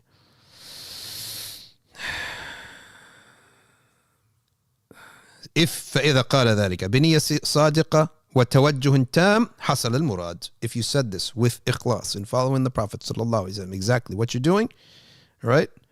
Then what you want will be achieved for you. So all of these hadith, says the summary here, Hasan bishawahidihi. The meaning becomes Hasan because of how many they are, okay, and how many different elements they touch. Therefore, they're not one setting in which different narrators narrated it differently. No, the Prophet said it in different ways, different settings. فيفيد جواز الاستعانة والاستغاثة بالمخلوقين فيما يقدرون عليه لقضاء الحوائج. So, if we are nothing but facts, these are the facts. Stop right there. Don't add, don't subtract, and you'll be safe. Does anyone have an issue with this? Okay. Good.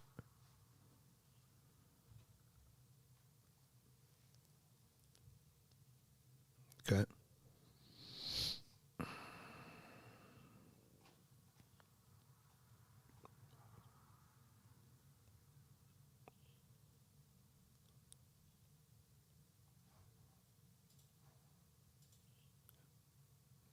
Who else says anything here? It's very clear, right? I like this way. I don't like too much extrapolation from the text, and then you find yourself with holes in your armor.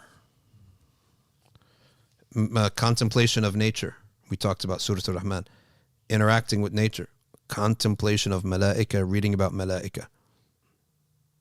Clears your spirit, lifts your spirit. Okay?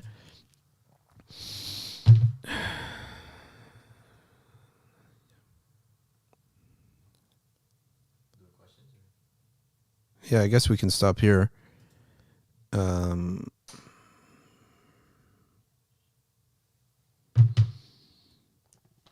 والحب ذو العصف والريحان فالعصف ساق الزرع والريحان ورقه حب ذو العصف. So he says here, just to clarify here, والحب, the seed, ذو العصف, the stem, والريحان, the leaf that has a scent. He's basically saying, contemplate the creation. It starts off as a little seed, then it goes into a stalk, then it produces a rayhan, the leaf that has a scent. وَالْحَبُّ ذُو الْعَصْفِ وَالرَّيْحَانِ فَبِأَيِّ آلَاءِ رَبِّكُمَا تُكَذِّبَانِ. Okay. Okay, and we'll pause here. Do you have a book, young man? Can you find something that we can use as a bookmark? All right, let's do a little bit of Q&A. Can I say what you just said about the angels in English? Ya ibadallah ihbisu. Yes, you could say, "Oh slaves of Allah, make my animal stop," or whatever. Or, "You slaves of Allah, show me the way." Salman asks, what do we have today? Today, all we have today is the gathering after Isha. And first of all, let's see when...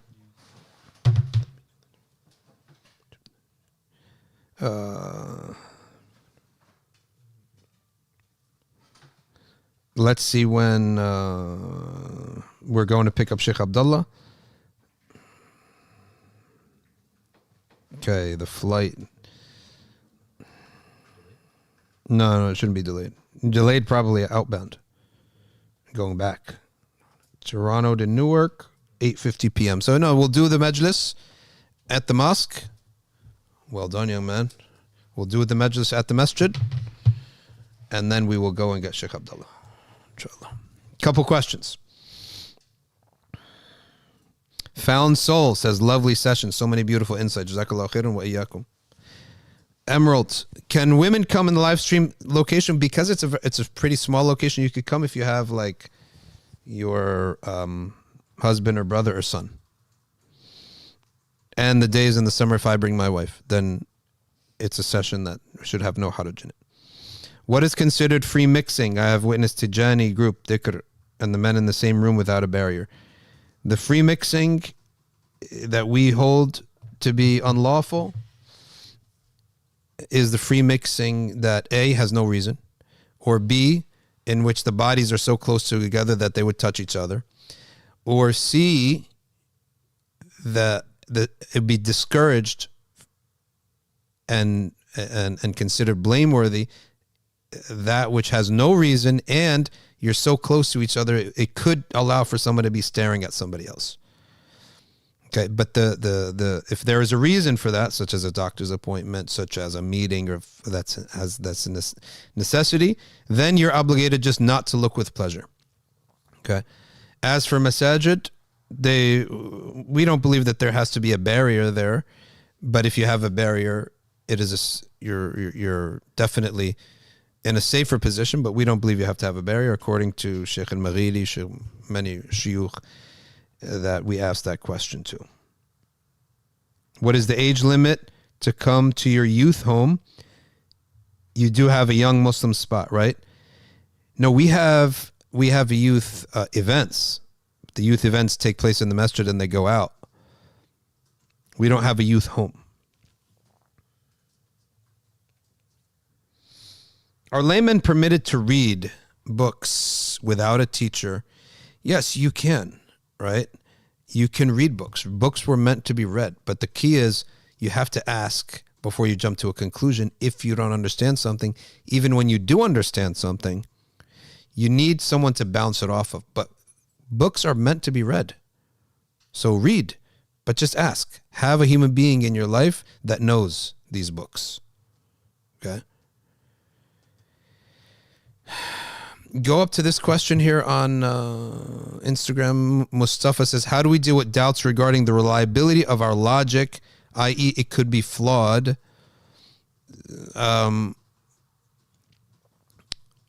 Logic has basic rules, and you can essentially check your line of thought with other scholars. You know, you could pass the mas'ala in front of other scholars. You're not left alone. Okay. I see many people saying, don't read anything without a sheikh. What you shouldn't do is when you don't have somebody to guide you through even the websites and the books. And it's best, by the way, that's not only always the case, right? You also do have a brain, right? The key is don't rely solely on an education that is just reading. You need a human being to help guide you through it. Okay. But reading by itself is not something that I don't believe that we should be just don't read anything and only what you took from a sheikh. But the point is, the entirety of an education cannot be autodidactic, just reading. You do need human beings in your life to bounce things off of, to discuss things with, that elder, student, or scholar to confirm your education, your understanding, right? And when we're talking about public preaching of Islam or teaching, we like some kind of standard, right? Where not anyone just talk. Well, what's that standard? Your standard comes from you meeting with other elders and teachers over the span of years, okay? And checking your understanding, make sure you understand things right. So that's where the balance is to be there, okay? A YouTube video is no different from a book, right?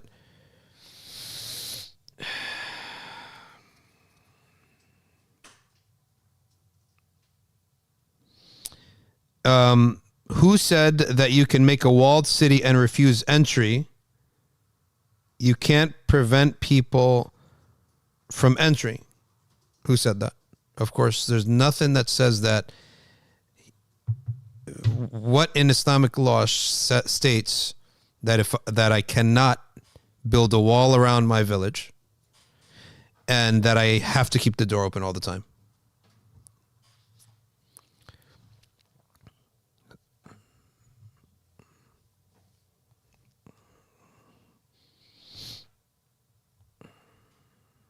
Why do you say slaves of Allah refer to angels? Does the hadith apply to awliya? Albani says otherwise.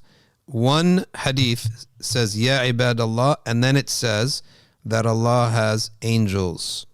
So therefore, that's one meaning. The other meaning, it says, what was the term that it says that Allah possesses? It didn't say angels. It just says present, creation, present. Munawi, as a result of that, said it could be beyond angels, more than angels. So one hadith clarified it or added that it's angels. The others said Hadra, those present, without saying angels. That's it. Okay. Did you ever go to Dublin, to Ireland? No, I never went to Dublin.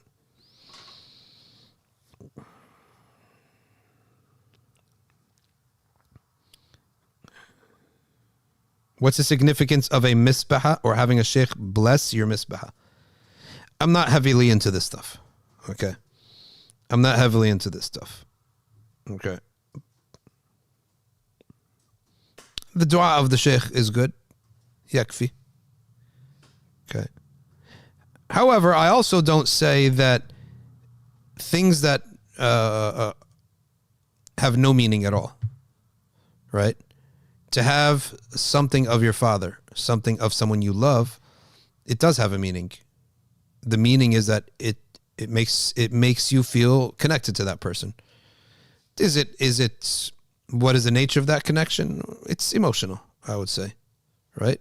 And sometimes it satisfies you, just makes you feel connected to somebody you love. That's all. That's the max I would take it. I wouldn't take it any more than that.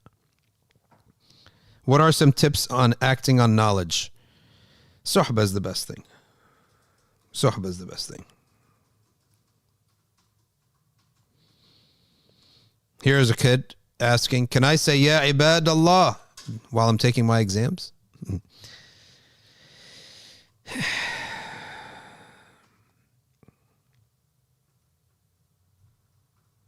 Because he's like, I have no one to help me. No one's allowed to help me, right?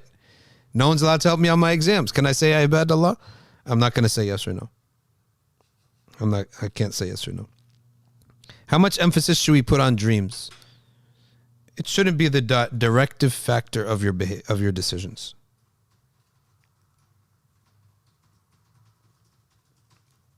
Zayfiel, I believe that you should read, talk to people, watch videos, ask questions. Don't jump to conclusions, right? This is the right way to do things. Okay? This is the right way to do this.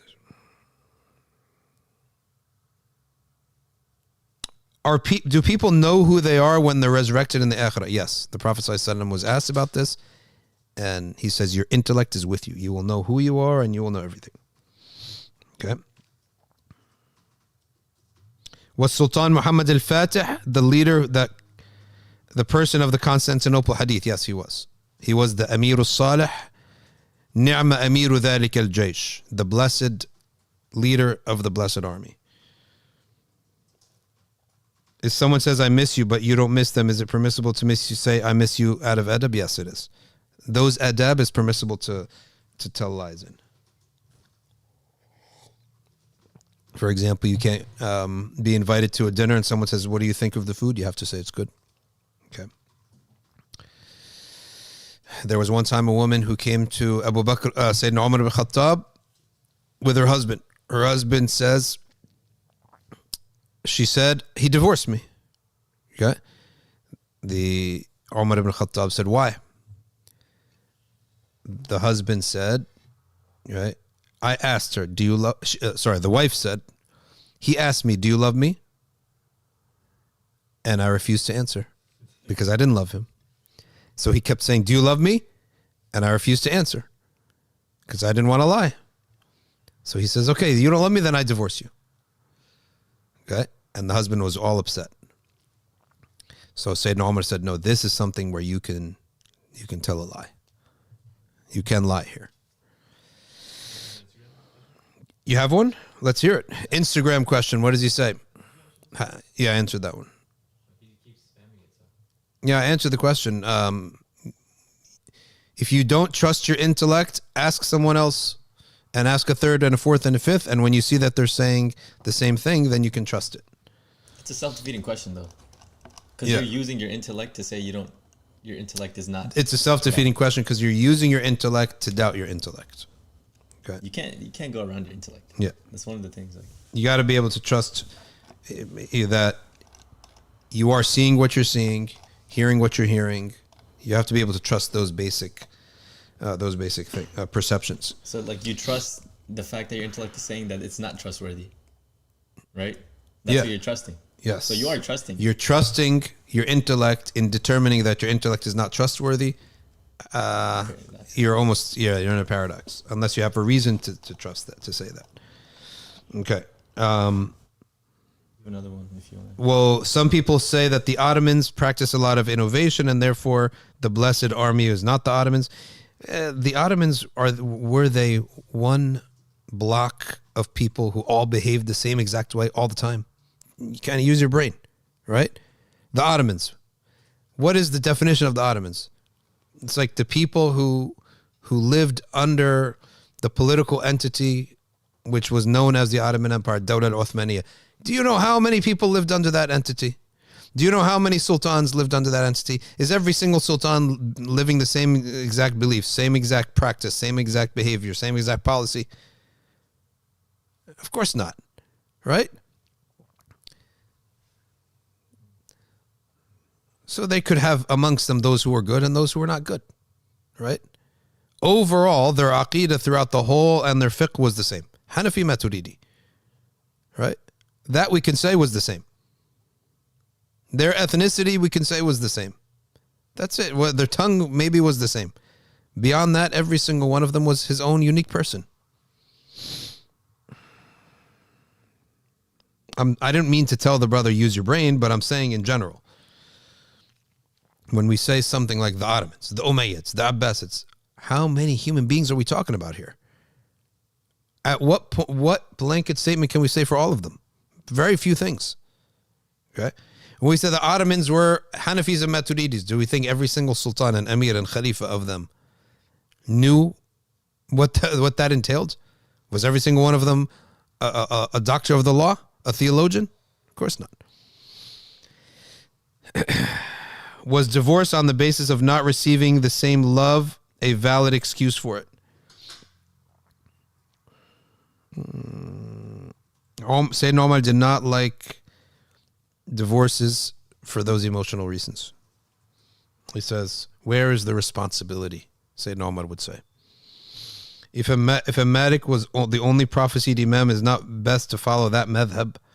It is correct that Imam Malik was the Imam that we can almost say there's an ijma', a consensus, that the famous hadith of the Prophet ﷺ, there will come a time in which the people will strike the livers of animals, the kabida of the animal, akbadul ibil, seeking knowledge, يطلبون العلم فلا يجدون أعلم من عالم المدينة, and they will not find more knowledgeable than the scholar of Medina. There's an ijma' that states that. That's Imam Malik. Okay, I would say that we're almost at the level of ijma'. All right, very few people said it's anybody else. So, in that case, the Malikis say, how can you follow another Imam? Right? Cue the Shafi'iyya, because they will always have an answer for you. You know what the Shafi'i said? They said, yes, he was the most knowledgeable Imam at that time. Right? At that time. So it's as if the Shafi'is are saying, yeah, he was the most knowledgeable in that sliver of time. But then we say back, why did the Prophet mention that sliver of time? Okay? So that's the discussion on that. You got a super chat. What is a super chat? So a super chat is essentially like they pay money. Yep.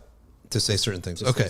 And it gets highlighted and stuff. Please invite Dr. Jerry Marzinski to talk about mental health and demons, conscious, parasitic entities. let me read up and listen to some of his videos and stuff. That sounds interesting. Yeah.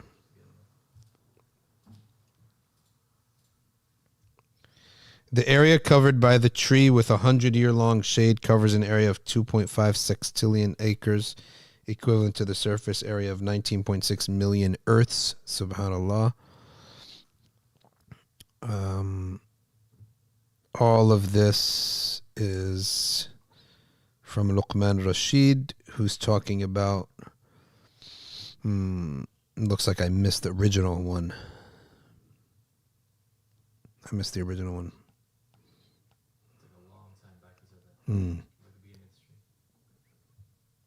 What do you think of Saudi teaching Hindu religion in the curriculum? Yeah, they teach that as kufr. That's fine.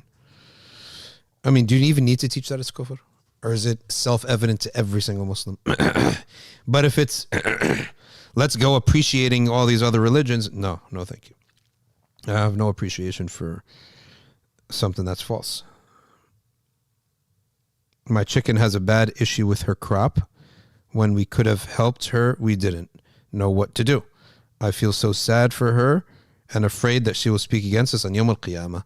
This is from one of our ArcView students, Maya Rahab, out of Boston, okay, out of Massachusetts. And the answer to that is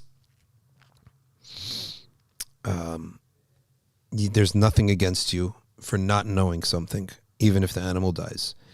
Vangola Primo, hair transplants. It is, in the opinion of many scholars, halal if you are taking your hair and putting it in on your scalp. It is what is haram, and I don't think they do this anyway, it's not biologically possible, is to plant someone else's hair into your scalp. Unless it's just like a superficial plant that's almost like a wig, a planted wig, that we don't do. But to take your hair and put it in your head, many ulama said this is halal for you to do. Some, Malikiya included, said it's not allowed to do. So it's ijtihadi issue. It's a matter of fatwa and ijtihad. Okay. Is Sheikh Muqbil's criticism of Abu Hanifa valid? No, it's not valid.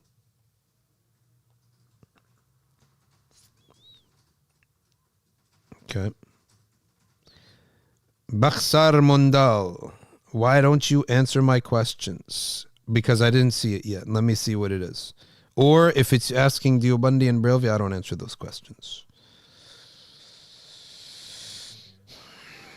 Is there any difference between male and female salah in Maliki fiqh? Yes, there is. We cannot have a jama'ah of females. Females do not lead each other. That's one difference. Males can lead males and females, but women do not have their own group prayer. They pray individually. And the physical position of recommendation of the men to spread their arms and knees in prostration, whereas for the women is to gather their arms and knees in sujood. Okay.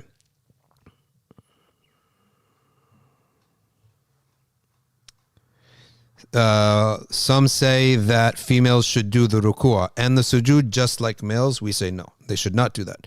The women in general in salah collect their arms close to their bodies and their legs. Men spread their arms and legs a little bit more. Okay. Is there hifd al-Quran on ArcView? La. We used to, but we didn't do. We stopped. Why is permissible to say to someone that you love them when you don't? Okay. No, in the situation where you are connected to somebody, you are allowed to say that you love them even if you don't. Okay. Who was the last Maliki Mujtahid that spoke about contemporary issues? I think they all speak, but they may not be that famous. Okay. Is it recommended to sleep after Isha? Yes. What if I want to do the gym? La ba'sa bi dhalik. It's still halal for you to do that, but it's better to sleep after Isha. I am a Sunni, but I think the scholar of Medina is Jafar as-Sadiq because Imam Malik and Abu Hanifa learned from him. That's dang bro saying that. Okay.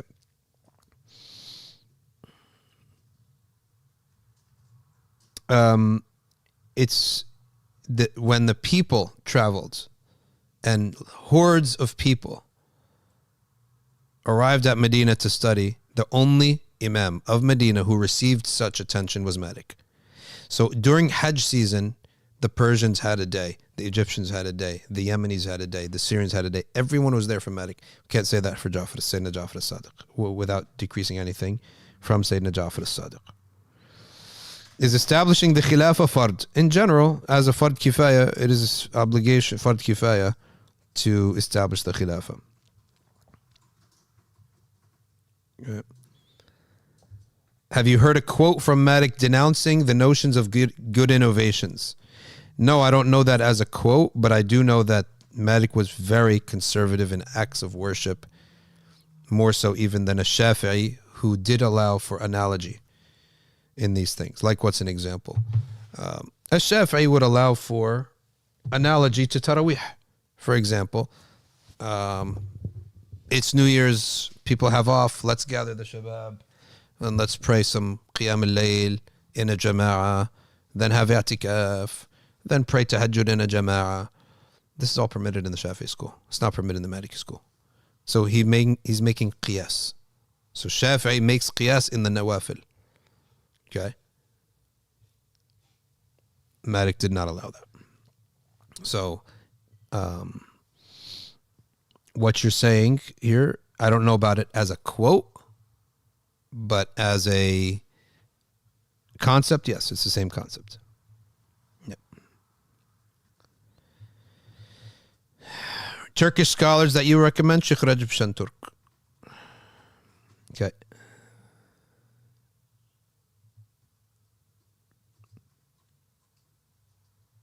All right, ladies and gentlemen, we have to go. Jazakumullahu khairan. We'll see you all on Monday. Barakallahu feekum. Okay. Here, one final question. A job promotion is being presented that may keep me, but would like a path that could include a different path. Is it better to take the gift and ask Allah istikhara for on future endeavors? Yes, that's the best way to do things. If something opens up for you, don't turn it away. Unless there's a reason to that is in the Sharia to turn it away. Take what Allah has opened for you and try to do your other good deeds around that. Jazakumullahu khairan, everyone. Subhanakallahumma wa bihamdik. Nashhadu an la ilaha illa anta nastaghfiruka wa natubu ilayk. Wal asr. Inna al-insana lafi khusr. Illa alladhina amanu wa amilu as-salihat. Wa tawasaw bil haqq. Wa tawasaw bis sabr. Wassalamu alaykum wa rahmatullah.